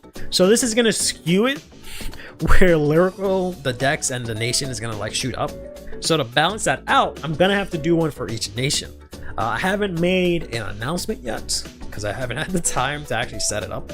But I will be doing a Storkea Cup tournament, Storkea only, whatever you want to call it, in November. So you can only use Storkea cards. And then for my birthday month in December, there will be a Dark Stace one. And we'll do the other 3 in 2025. But that'll be coming up, which will hopefully be really fun. But that's not all. We also had another tournament the next day that was not lyrical, was just normal Vanguard. But rip for Keter Nation, we were gonna afford to pause. Yeah. I wonder if I can like ban Keter Pile and make you guys actually build a deck, but we'll see. So here is the breakdown for day 2 of tournaments in the drop zone. So we had ourselves 2 Dayushas, 2 Luards, 2 Labradors, 1 Kairi, 1 Morlion, 1 Jiva, 1 I was gonna say Jagjolt, 1 Vladimir, who I used the low res image of. I'm sorry, I was too lazy to get the better one. 1 Leonord that I almost forgot was in it. 1 Michu, 1 Varga, and 1 Willista.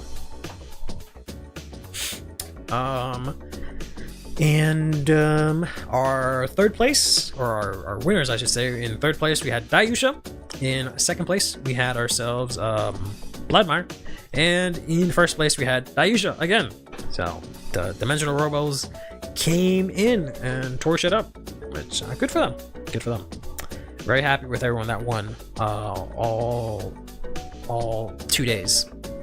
Slightly biased because I won the lyrical one, but I'm really happy for everyone that won.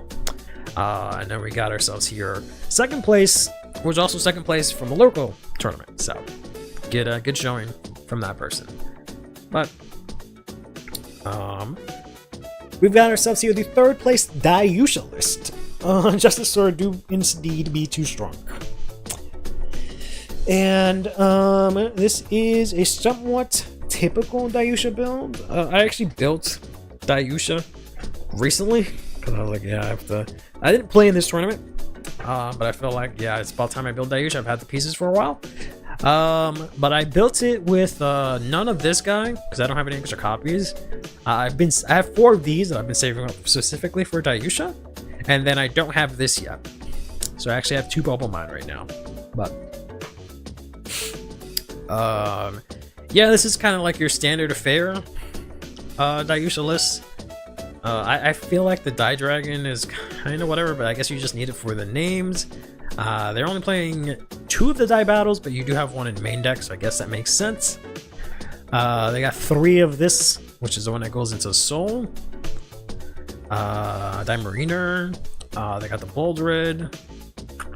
They got the Order, which is good as well, because you always, rest these bases to get your Dimensional Robles out, and then you can have this become like a huge 20-30k shield or whatever. So, yeah, it's really good. Because you're always resting it. Constantly you're resting your bases. Like, if Heroes wasn't so heavy in Soul, like, they would almost be able to use it. But they also have no space, unfortunately. But, yeah, it's a really nice Blood Sorter. Last Blackfire, I don't know about that. It helps, but yeah, you need a little bit more than that. But it definitely helps get around that, so that's Dayusha. Then we got ourselves here. Speaking of, here is Bladmire. I don't believe they fought in the tournament, but here is Bladmire. And we're seeing already the early use of the boost package here. So we got the Order, and we've got the where is he? This fella here, right? So this fella, Soul Blast 1 on place, searches your deck for this thing, and also if he's chosen by this thing, or if he boosts, he gets 5k attack. So he's a 15k booster, and then this thing says choose one of your units at the beginning of battle phase, and they can boost. So you can get yourselves really big numbers. You're gonna see this type of list a lot in a few weeks, because they're basically gonna take out this, I think it is, maybe, for the Veldorok, who's gonna be a huge booster that they're gonna use for really big numbers. But 4 of the R grade 1 is a bit much, no? I don't know why people don't like playing him, but I like him a lot. Because this is basically my list that I had, except I don't play this, or this obviously, because my list is a bit older. It's a lot more general, but I play, I think it's like 4 Lamenia, and then like 3 Cage. But I like this grade 1. I don't know why people don't like him. He's just, you maybe don't need him anymore if you use the promo, but he's just really good for deck thinning. He's, look at the top 2, choose 1, put the Soul, put the rest on, like, put the rest back, shuffle. I don't think you have to choose both, when I remember. So he's just really good for deck thinning, and he fills up your Soul really easily. So I don't know, I think he's all right, but you probably have better targets for him right now. But other than that, it's kind of the usual affair. It's a Bladmire list, I guess, right?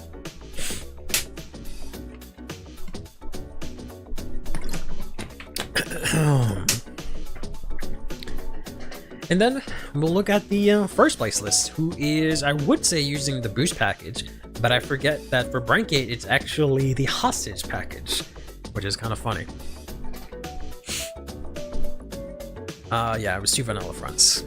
I'm sorry, Ek, we're not all as rich as you, able to afford all 4 effect fronts. Thanks for pointing it out. Then the other interesting things here is that we've got this thing. So this says on play Soul Charge or Energy Charge 1, and it gets 2k, but also you can Energy Blast 3 to add a discard back to your hand. Not sure how this was used. And then we're also got this thing, who says Soul Blast 2, and you can either search for an order that you basically already have in your order, so a copy of it, or if you have 3 or more of the same order, you countercharge. So that's an interesting one, because you can get Soul really, I feel like, really easily in this deck, and you don't really need a Soul. so that's an interesting way of using it. The counter charge is kind of nice too. Alright, so very easily allows you to use these multiple times. We got 4 of the Die Dragon, which is also kind of interesting. Basically 4 of everything except this. Hold on a minute. Hold on a minute. This is a lie, by the way. I had a feeling this looked strange because I was looking at it, I was like, why are you playing 4 and 1 in ride deck? So they fucked up. I know they fucked up because they forgot to give me their deck log for the tournament.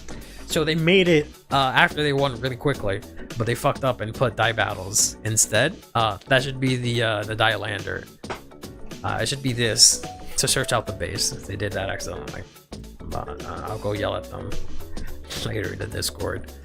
But yeah, it's basically as many of the robles as possible, except for the die battles and for the die lander where you don't need any more in main deck. But everything else is relatively standard. We got the 1 draw trigger here. It's kind of funny. Other than that, yeah, it is what it is. I'm very interested to see how this worked out. I have a game of it that I managed to record that I've recorded 4 games from this tournament. I don't know which one of those I'll make into a video, but we'll see. Like Trickster in the ride deck? No, it's not, because then this on ride, it searches out the base. So if you don't play this, you're kind of throwing, to be honest, if you're not playing that in main deck, because it gives you a free base. So, but the winner from day 2 gets a what was it, set 2? The set 2 sneak peek mat, which was the Granzel Rotovisor, which is great that it was a Dayusha player that won this mat. It'll be absolutely fitting and it'll find a good home with them. But that was day 2, which was standard. It was a lot of fun to watch the games from this, and then we also had the lyrical one the day before. But yeah, those were results from the drop zone.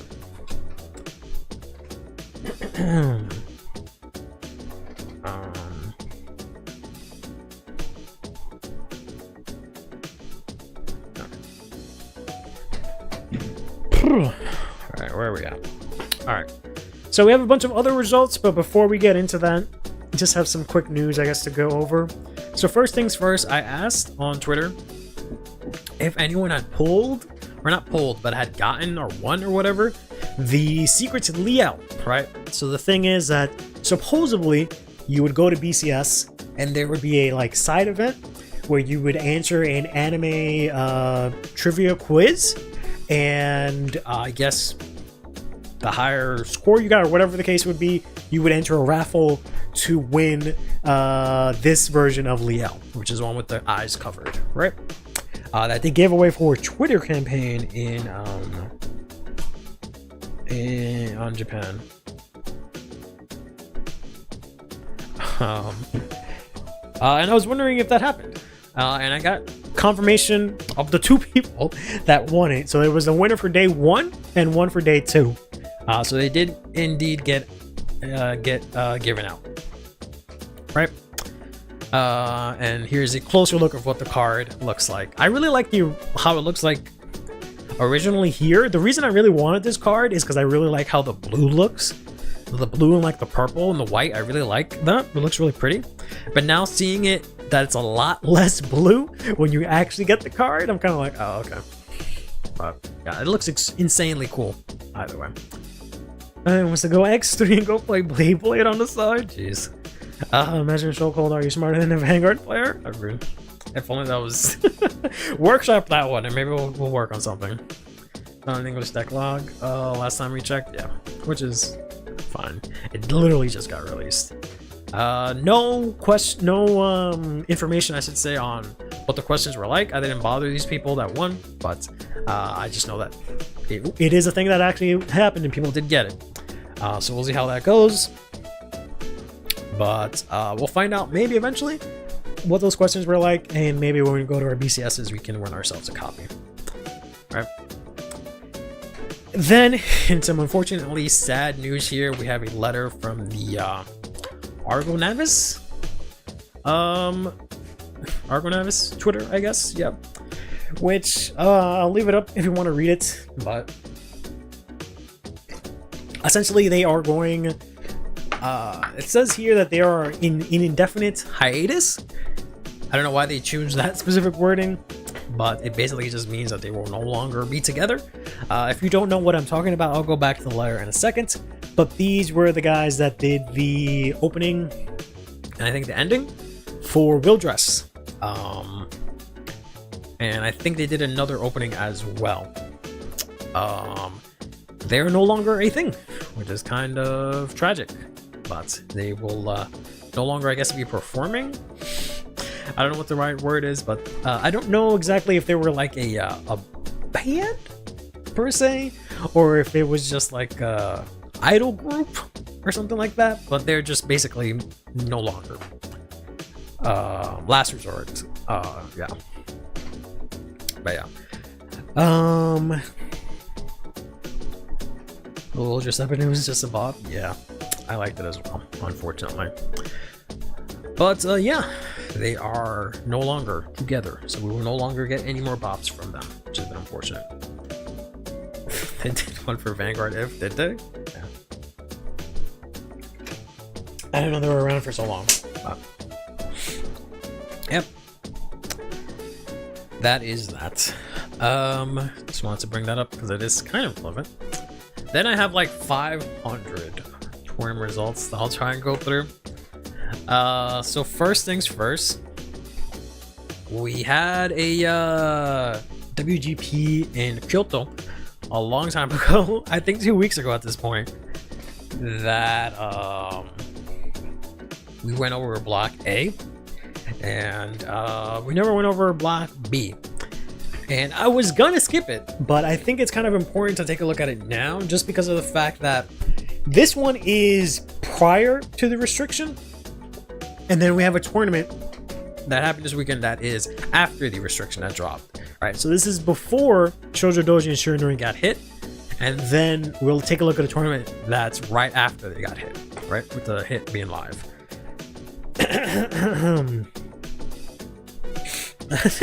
Crack every episode. This is of course provided by Fuzzy Paradox. You'll notice here in the corner, right, any of the ones that look really nice and pretty are from Fuzzy. But here is the top 16 breakdown. So to the surprise of almost no one, we have ourselves 10 Nitros showing up here. 4 Luard, 4 Shiranui, 4 Shodoji, and 3 Bladmeyers. So somewhat interesting distribution. They've definitely dropped off from Shiranui and Shoujo Doji before the hit a lot. Seeing so much Luard is kind of interesting in this like breakdown, but we've got a lot of the other usual suspects down the line. There's not really too much in terms of surprises. I guess the only real surprise is maybe Mygo, but everything else is kind of like the usuals, right? Alden and Varga are a bit of outliers as well, to an extent, but yeah, everyone else is kind of like the usual suspects that we've been seeing from like the upper echelon of decks that I've been seeing a lot of play in Japan, right?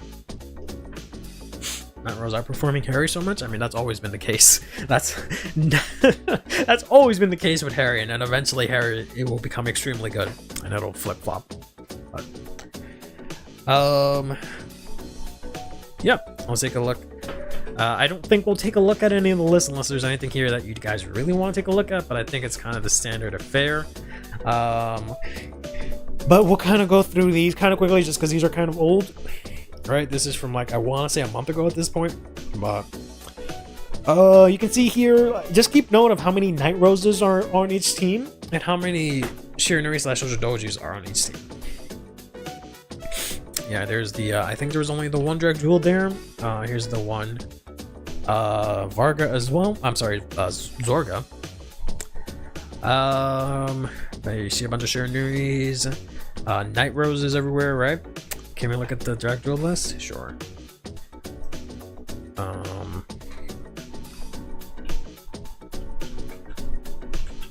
Only because you said please. 3HGXGT. I mean, it can, it's just not as easy. definitely has a hard time, but it's definitely a viable deck.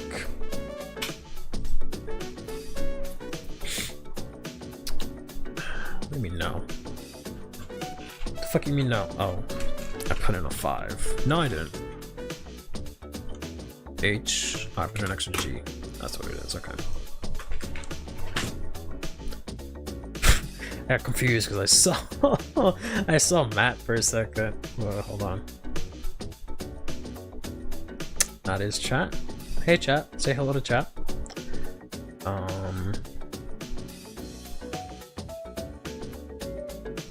There you go. Sorry. Hope you guys said hi to chat. Let me find chat again. Sorry. All right. You're on TV. Joe can absolutely still perform. You have to be careful to not make a single mistake or else you lose. Yeah, it's definitely, you have to put in a lot more effort than the other decks do. I guess a jump rider would be too much for standard. I don't know. I don't think they need it, to be honest. But I'm sure it'll come someday. It's kind of the standard like drill list, I feel like. Down to a T. Yeah. The only real difference I see is really that they're playing 4 fronts instead of 3. They're playing loyalty, which I think is the typical list. And they're playing, the only difference is that they're playing this. This threw me off. But yeah. Yeah, this is what the list looks. This is the list that I have. This is the list that my fiance used last tournament. In the Discord. Because this is just the list for Jack Gold, essentially, yeah. So many Altar triggers? I mean, they only have 2. But, sure. Yeah, that is Jack Gold list. I say pretty standard because that's just what it's always... That's what it's looked like since set 2 when Bifron's dropped, essentially, right? It's just been this list. And this list did really well that one day, or that one weekend, and then, yeah, it's just the list that's been topping whenever you see a Jack Gold list.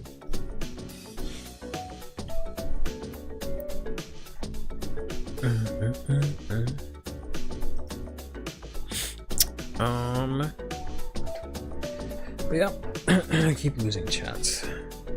There we go.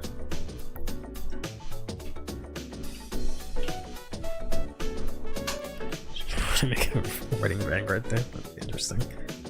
There we go. Alright. The next we've got ourselves here top 9 through 12.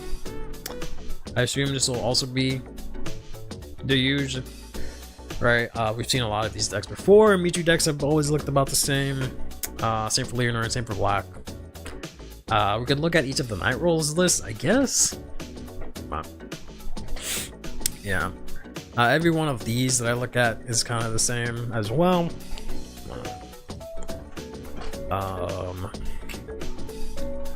Just annoying trying to type. Is there a specific report that you sack more triggers with alt arts and or bang dream dreamers? Yeah. I mean, they are foil, so if the weight of the foil does anything, perhaps, whatever. I can't do space enter or alt, shift enter, so we'll just type it into chat.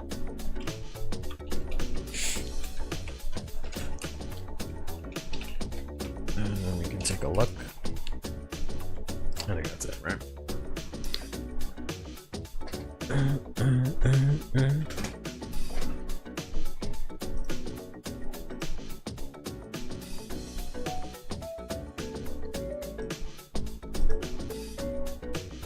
Oops. Protection Psych. The ultimate aggro deck. Yeah. Yep. Those destined names are really fucking obnoxious. Here's a Night Rose list. It is the typical one, honestly. We've seen this one before. It's the hostage one. They play one of the cycler that doesn't let you use hostage. Kind of standard affair. No Philander, none of their own ghosts either. So if you're looking for Philanders, you might go down in price. We'll see. Maybe not, because this one has Philanders.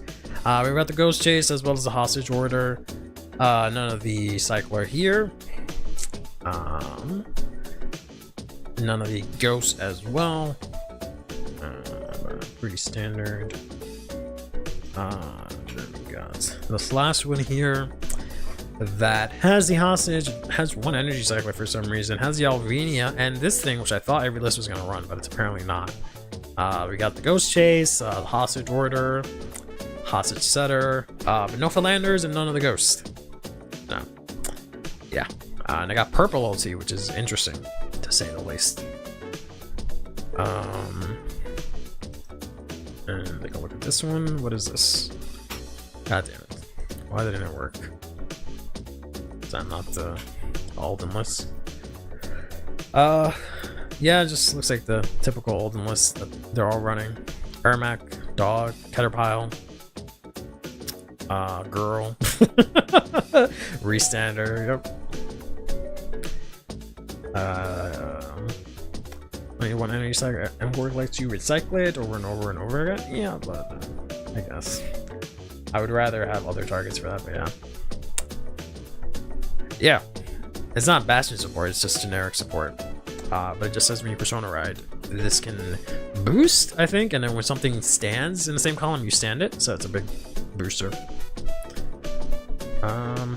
Why did that not work? Oh, E.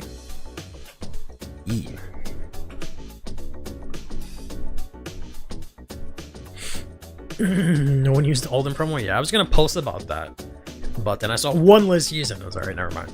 But yeah, the fucking Alden promo is like $6. Yeah, this is a pretty typical cat build from what we've seen. It's just 4 of everything. They've run 4 of this. They run some weird combination of these, Eureka, because you always gotta run Eureka on every list, apparently, and then the friendship.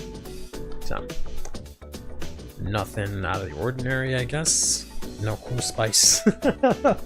Nothing. No. More dedicated support. I mean, she got support. 7.5. But I don't remember if it was any good. Worked the wrong way. And then we've got ourselves here 5th through 8th. Kind of the usual suspects for the most part, right? I don't expect the Night Rolls list to look any different. Notice how there's no Shoujo Dojo Shiranuis here. There's one, oh no, there's one of each here. And then we've got none here, which is interesting. This is before the hit. Yeah, we got another Alicalibria. Let's take a look at Harry real quick. I wonder if this is the grade 4 Harry. Or the Drag Jeweled Harry, I should say. This might be Drag Jeweled Harry. No, it's not. It's not Drag Jeweled Harry. Alright, that might have made a different event.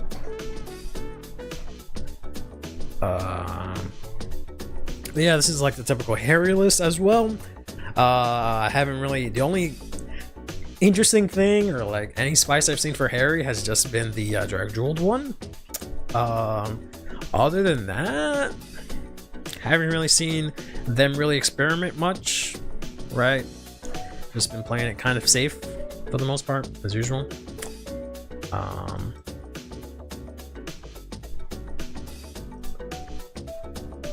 Yeah, that is that. And then first place, second, third, and fourth. We have the list here. And they look as such, right? Pretty interesting, pretty interesting. I think I have the list, or at least I have this, right? Oh, no. So what it was is that this is, I always forget. This is out of Swiss, right? These were the top 4. But then after Swiss, right? Yeah, we got some more chaos. These are the ones that actually won their event. So in 4th place, we had Night Rose Shiranui Bladmar. 3rd place, we had Charmant Night Rose Varga, who I think was 2nd in Swiss. Yeah, so they actually made it pretty far. Being on the dragged grade 2 card, I'm playing Bruce as my grade 4. But you can't. I'm pretty, or can you? Does it say just grade 4, or can you have any grade 4? I don't know. I don't remember now. I feel like Bruce players would play it. So, but yes, this was 3rd place. 2nd place was Shiranui, Night Rose, Luard, and then 1st place was Luard, Zorga, and Night Rose, whose list we do have here. Here's the Luard list, which is rather standard. I've seen this dragon again. This is some random dragon from, I think, either set 3 or set 4. I don't remember. I think it's set 3.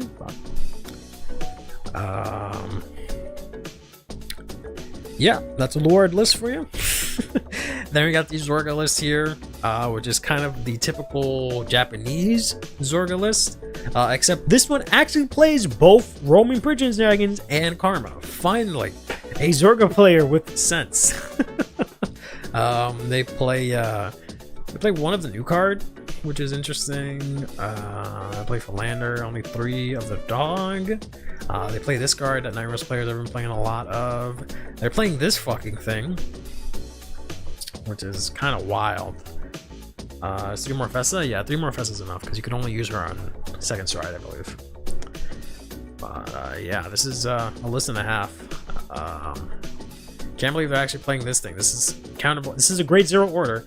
Counterblast 1. Look at top 5. Put 1, I think, to hand. Put the rest into your drop. So, crazy ass mill card. Yeah, they got 4 of the shade. So I guess every turn they go for they bind this, I guess, every single turn. And they go into triple drive. Or I shouldn't say they bind it. They use it from bind every single turn, plus another order. So yeah, that's interesting. These two kind of counteract each other. Because you're gonna try and check triggers, but you put all your triggers in drop with this. So, interesting choice, but hey. Got 1 card with higher grading your Vanguard. Huh? Where's the one that you see if you hate triggers? Huh? Which one? Oh, this guy? This guy? Oh, okay. Probably that guy. I don't know. I don't care that much. Then we got the Night Rose list, which is the kind of standard list with, you know, so yeah, like I feel like this makes more sense. Like run a couple more of the energy cyclers so you can discard them for a ride. I understand like you want most of your pieces in drop, so anything is discard fire, but still. But yeah, you got Philanders, none of the Ghosties, the stupid cycler to stop hostage while they themselves play hostage. Ghost Chase to actually play 1 Nectar, which is interesting. I wonder if that actually came up. What?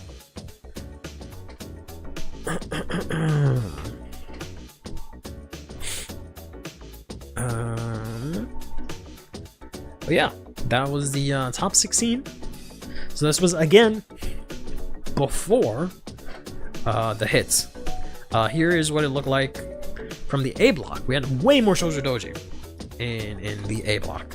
All right, way more Shoujo Doji, but everything else was relatively about the same. Way more Impal Dio. I think here we had 0 Impal Dio, which is wild. But here we had a couple. And here's how the whole event turned out. There's a lot of Impal Dios, but none of them made it in B block. But we have a lot of Shoujo Doji. Well, you know, a good amount of Shiranui and a lot of Night Rose, right? Before the hit. Then we got the hit. So this was new. This is from this past weekend. With the hit being live, we see Varga jumping up in usage, Shiranui saying about the same, and we see Shoujo Doji slipping down quite a bit there. Right? Very interesting, very interesting. Here's the top 16, thanks to Fuzzy Paradox again, and it's about the same as we saw before. This time, except we see Shiranui all the way over here. Only 2 Shiranui. And we only had 4 Shoujo Doji. We actually had as much Harries as we did Shoujo Doji, which is kind of crazy. But yeah, we see Varga shoot up a lot. I don't know why. I guess the Dragon Empire players moved on to the other Dragon Empire deck, perhaps. Other than that, nothing really stands out. That's crazy. We have 1 Dolls and 1 Thegria that really stand out, I think. Eva has not topped at all, I feel like, lately. And then we got ourselves here Lever Dress and a random Chrono Jet. right? So, got a couple of interesting ones. Interesting. Oh, right. Undercover motherfucker. I didn't even see his ass. We have one Mortalion here as well. So this was definitely an event and a half here. I got a lot of interesting things here. A lot of interesting things. So we'll take a look at these. Starting with the top 14. Top 13 to 16, I should say. So let's see here. I don't think I want to take a look at any more Night Rose lists, right? Because they all look kind of the same. Yeah, we do have one Kyoka and one Lutetia, which isn't shocking because they've been showing up a lot overall. So we'll take a look at what Shoujo Doji looks like post-hit. And sure, why not? Take a look at that. And we'll take a look at this as well. Maybe we can do it all at one. Maybe that would be easier. So that's 13th through 7th through 14th. 13th through 16th, sorry. Then we got the next side here.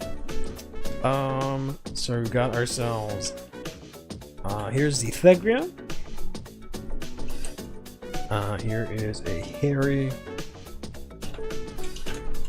Here is another Harry. See if we got anything interesting here. For JB. Then we got ourselves Shoujo Doji. Let's see what that looks like. That almost looks like it says bra. And then we got ourselves another Harry list here. Right, so that's 9th through 12th. Then we got ourselves here 5th through 8th. We got ourselves here a leather dress list. I'm sure you guys want to take a look at that. I guess we can take a look at this poo-poo Doji list. Damn, we got team. What is this? What's going on here? We got team Bastard Soul, and then we got team Bastard Mate in 5th and in 6th. This one using like all the girl decks. This one using, I guess, all the edgy boy decks. That's crazy. Let's take a look at this Mortalion list here. Whoops.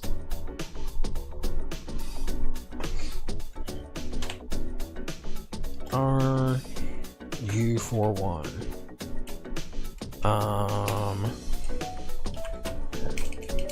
And then we can take a look at the dolls list. I don't think there's gonna be much to look at, to be honest. I went the wrong way. And then lastly, we've got here nothing crazy. I think we're all right.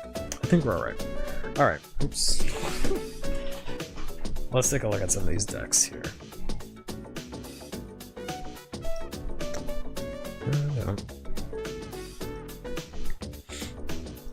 All right, starting from the top.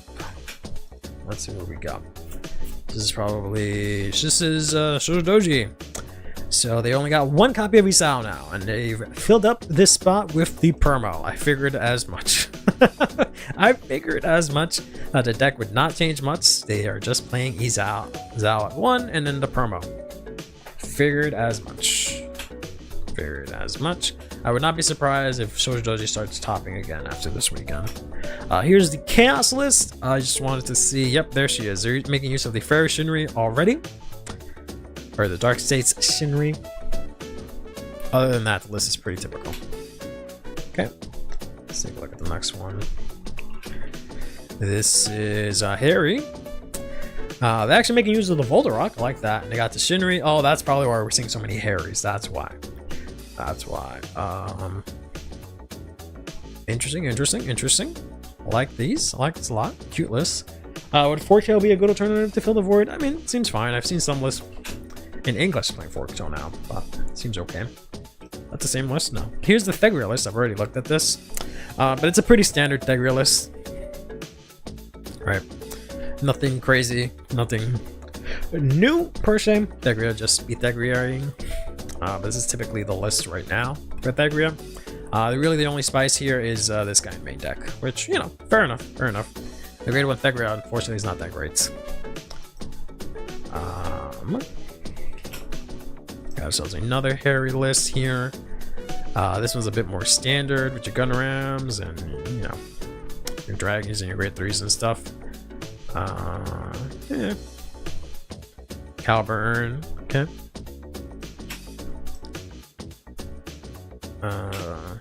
Saying death fit from her? Yeah. Which one's that one? Ugh. Alright, so I typed that one wrong, so I don't know what that is.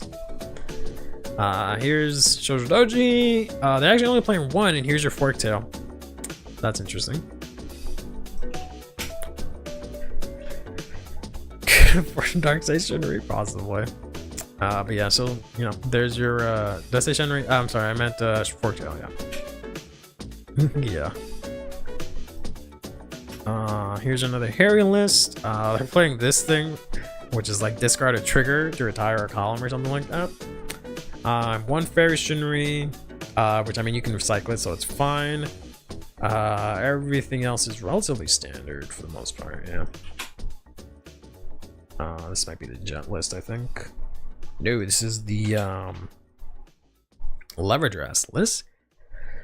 Which, yeah, that sounds about right. Just 4 of everything. Throw this thing onto it.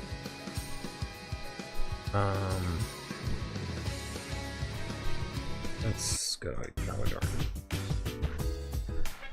Playing these orders. This has the lyrics, right? That's kind of distracting.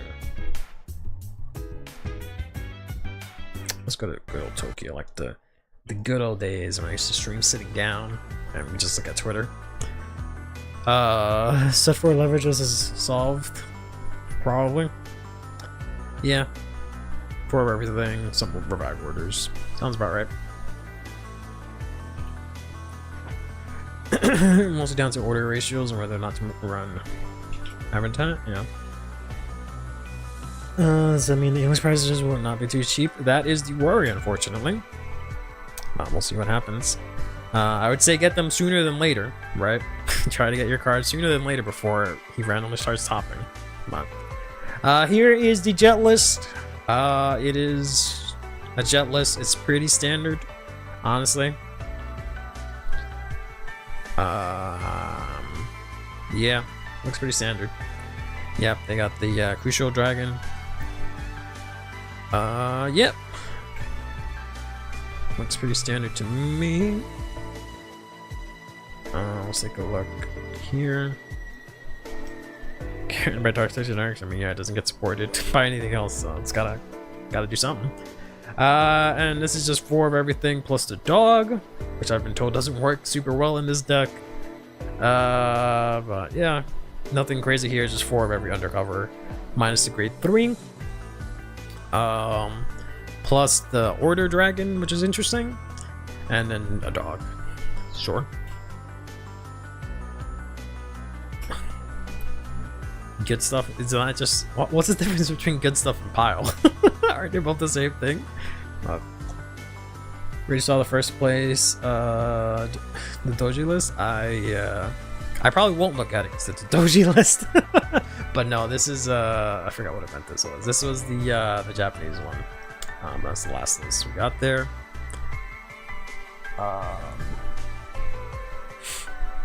It's playing the cat. Oh yeah, I did see that.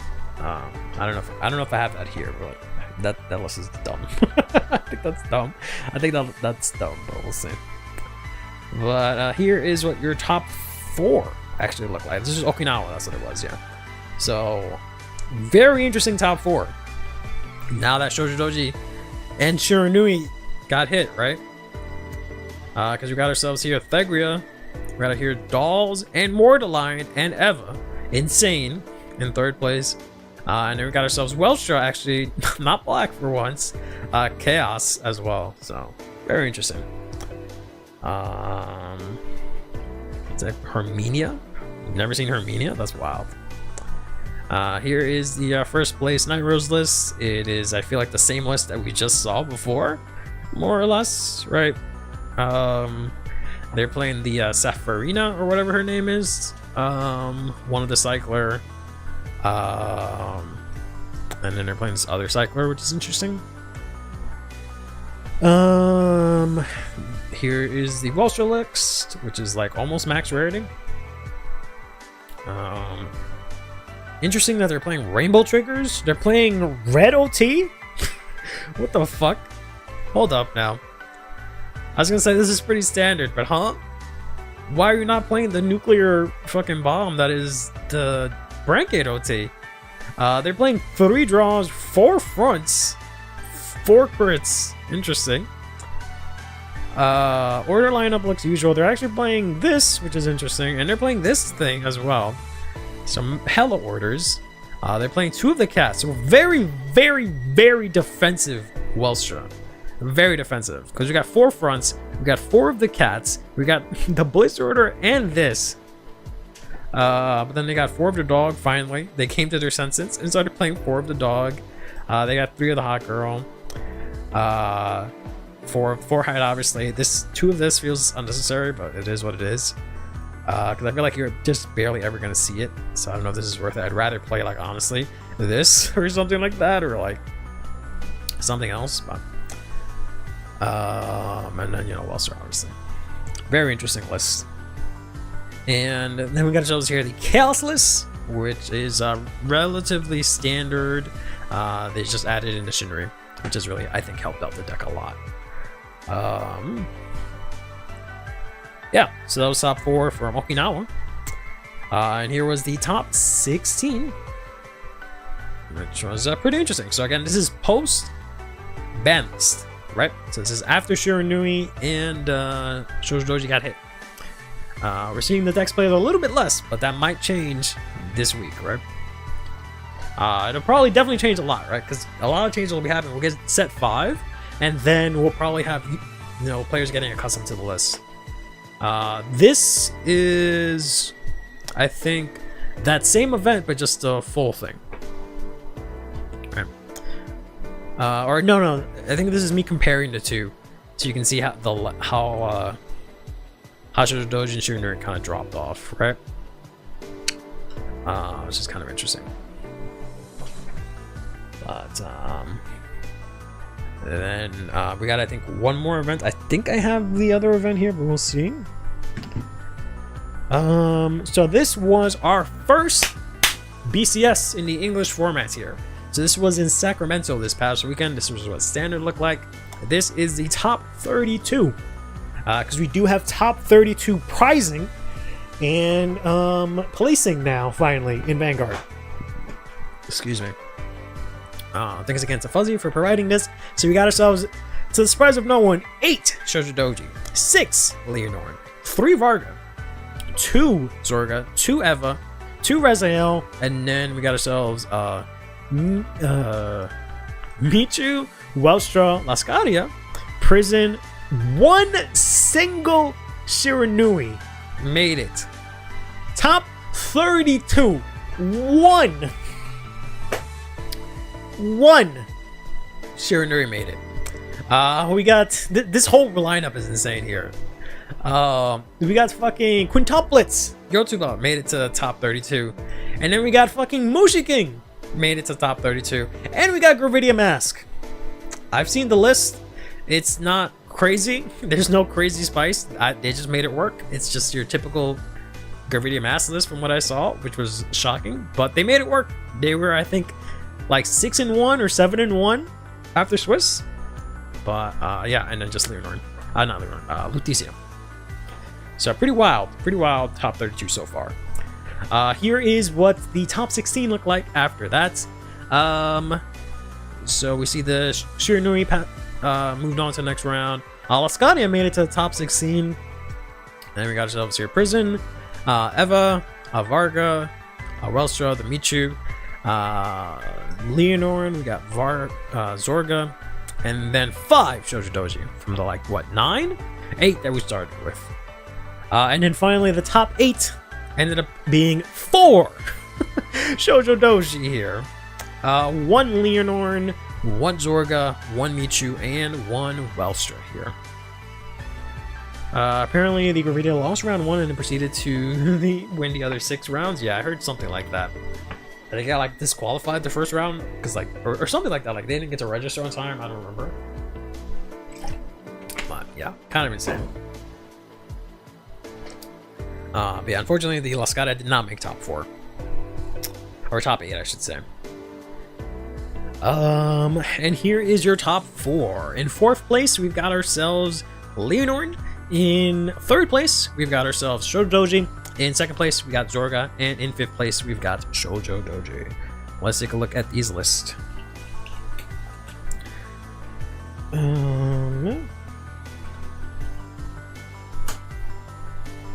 There's no Zorga list.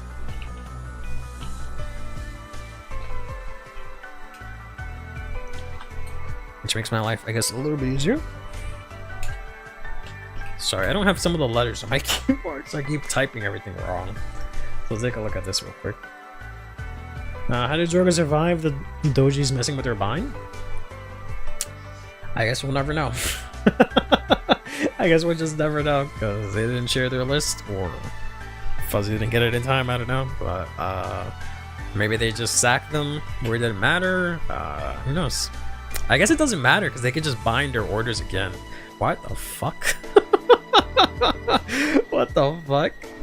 Did they dodge most of them? I mean, they had to face them eventually, I guess. Oh man, what did I type wrong? 5 to U C L. Oh, because I'm in the Japanese side. That's right. That's right. I was gonna say, what the fuck am I looking at? There we go.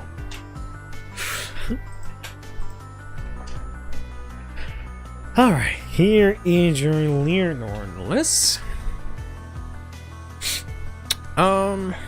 I guess it's kind of the usual Leonord list, right? We got Roro in the red line, 4 Broccoli, Shooter, Luster, Rosam, 3 of the Counter Charger, Alvania, 2 of the promo here. Trigger lineup is pretty standard, and they're playing 1 of the Watermelon Blitz Order, which I guess is for the Shoujo Doji matchup. Interesting.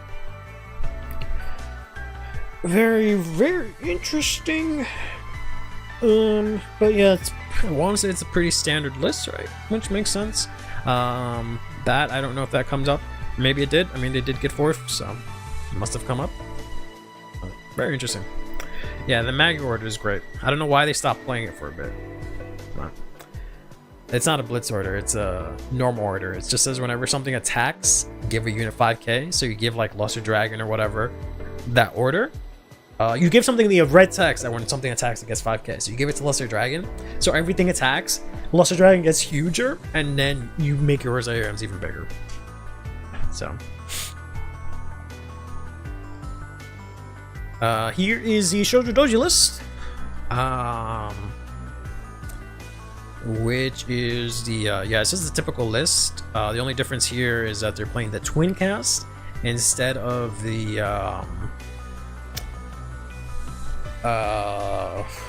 what was it called? Ride the whatever it's called, the order that we don't have yet, which kind of makes sense. Yeah, so this is like just a translation of the Japanese list, just without the new Blitz order, the new Regalia Blitz order. They're playing the old one essentially. And then the first place Shoujo Doji list is this one, which is basically the same exact list. The only difference is that they're playing Angel Ladder instead of the Blitz order. And they're playing... There's one difference. They're playing... What are they playing here instead of this? Oh, I guess they're playing the 1-1 split. That's what they're doing here. Yeah. Because my list is just... I just play 2 of this instead. But yeah. What's the name of the order? In Search of something? I don't really remember. But it's... I don't know if... I guess it's Picante, but it's kind of an old tech, to be honest, from like set 13. But yeah, that was BCS Sacramento. Congrats to all the winners. To the shock of no one, Shoujo Doji topped. And then we got the Indonesia real quick. In Search of an Ideal Faraway. There we go, that's what it's called. So Indonesia, I think, is also playing with the restriction. So this is 2 shoujo, 1 Shiranui, 1 Vladimir, 1 Leonore, 1 Night Rose, 1 Varga, 1 Kairi. They play the Japanese format. And here's your top 4, which was just Dragon Empire. Whoops, all Dragon Empire. 2 Shoujo Doji in first and second. And then we had ourselves Shiranui. And then we had ourselves here Varga.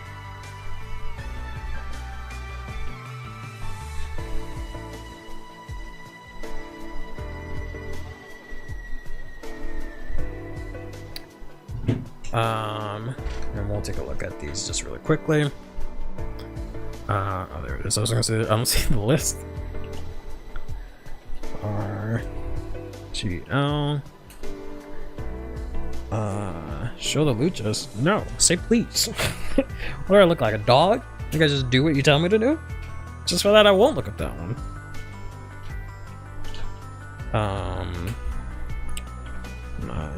5KS. Second one, cabbage donation worth it in Leonard? No, do not do that. That is completely wasteful, in my opinion. Screen.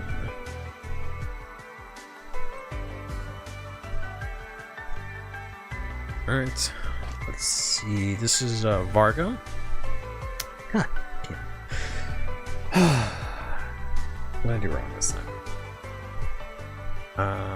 1 RGL. I think I have to go to. So dumb. I have to go to deck log. I don't know why there's 3 different versions. Then I have to go to the Japanese edition English deck log. Like, I don't know why this is not the same as the other deck log. But I think I have to search it from here. Or maybe like from the top level or something like that. There we go. Yeah, it's silly. It's very silly. Here's the Varga list. I don't see anything out of the ordinary, but yeah, essentially for the new Varga, you just change this to the new Varga. And I forget how this is worded. You might not be able to use this anymore, right?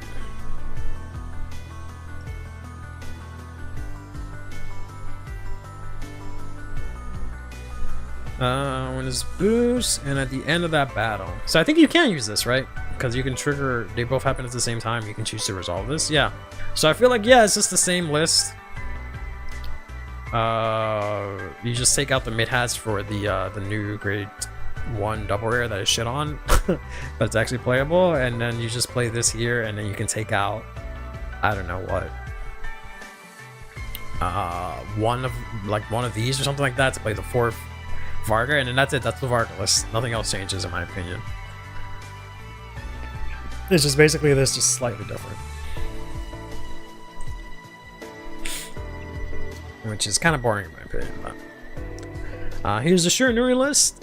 They can no longer use 4 copies of this.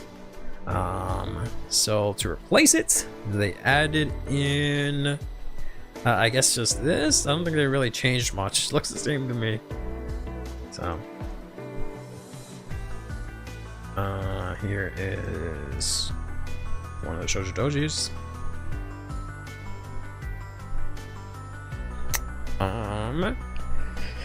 Yeah, this thing. Unite the Sky? There we go, that's what it's called.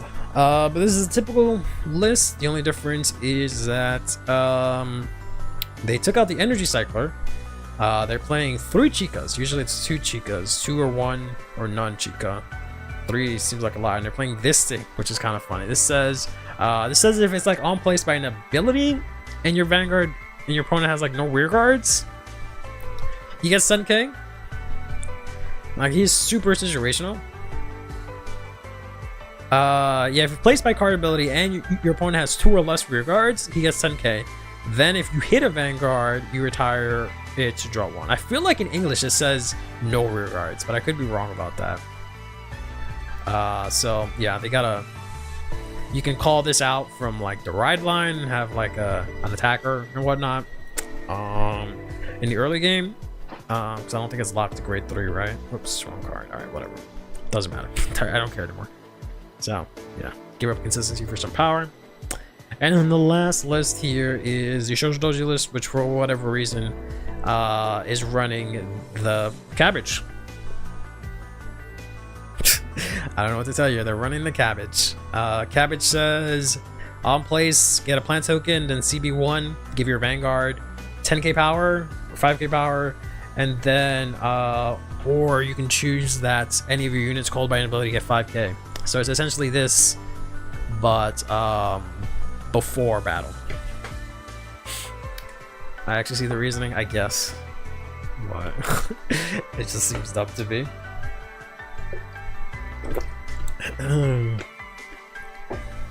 Ability and free unit, yeah. Yeah, you get 5k to everything, so yeah, it helps everything hit better numbers, but I don't know, I just feel like I guess you would use, I would rather just use this, right? I would just rather use this, because this has the removal with it, whereas like this doesn't, and using both puts you really tight on CV, but I guess since you don't have Exal, I don't know. I'd have to mess around with it and see how it works, but it seems clunky to me, but it won second place, so it is what it is. I don't know. We'd have to try it out. Or sorry, this is first place, right? I think this was first place.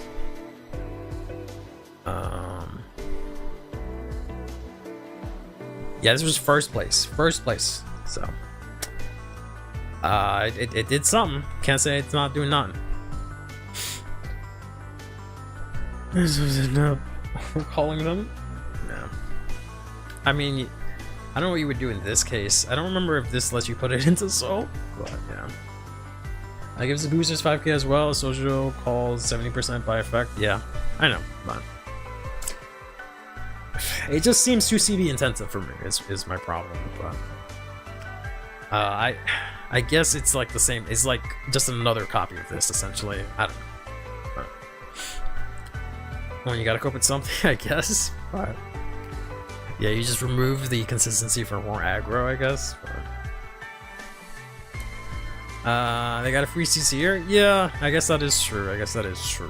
Fair enough. Turn 2, because you hold a unit from the ride line, you can get the 10k to Vanguard on turn 2 if you pay the CV. That seems ridiculous. That seems ridiculous to use this on turn 2, but I guess if you have this and you called out the unprecedented, that is a disgusting turn 2. CB1 for pseudo persona ride, yeah. But you already had access to that though. But yeah, I get it. I get it. I mean, it's not even persona ride, right? This is persona ride. This is technically persona ride. Half persona ride, right? This is beyond that because this is everything, right? So this gives it to the back row as well. So maybe there is something there. Maybe there's something there. I'm just being an old man about it. I'll have to try it out. More power, yeah, essentially. Fuck consistency.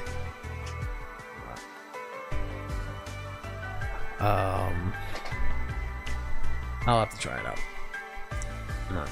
Alright. I think that is the last thing I had. Yeah, that's the last thing I had. Whew!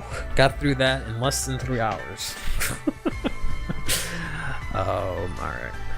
Yeah, I'll try that out. I'll try the Shoji list out. See how it works. I guess it makes more sense to me now. But alright, I've been holding in a P for like the last, I want to say half an hour. Or something like that. So that's gonna be it for today. We will probably actually stream this Thursday. I know I bailed the last 2 ones, but yeah. Yeah, any percent. Oh man. Oh yeah, I should be back next Thursday. Usual time. We'll talk about it's just quota stuff, so we'll probably have time to actually test some stuff in CFA. Didn't have any time today because I had to catch up on everything that we've missed out. And yeah, we'll see. Well, maybe I'll test out Shoujo Doji and we can talk about it, and I'll see if I can test out the new Destined, King, Fated, etc. decks. Now that they're in CFA and see how that works. But I mean, I'm playing all day long. Well, I hope you have a good flight then. And I hope you guys enjoy the rest of your day, morning, evening, afternoon, what have you. Thank you for coming to the stream, and I'll see you next time. Till then, take care of yourselves and each other, play Vanguard, and have yourselves a damn good one. I really, really, really need to pee.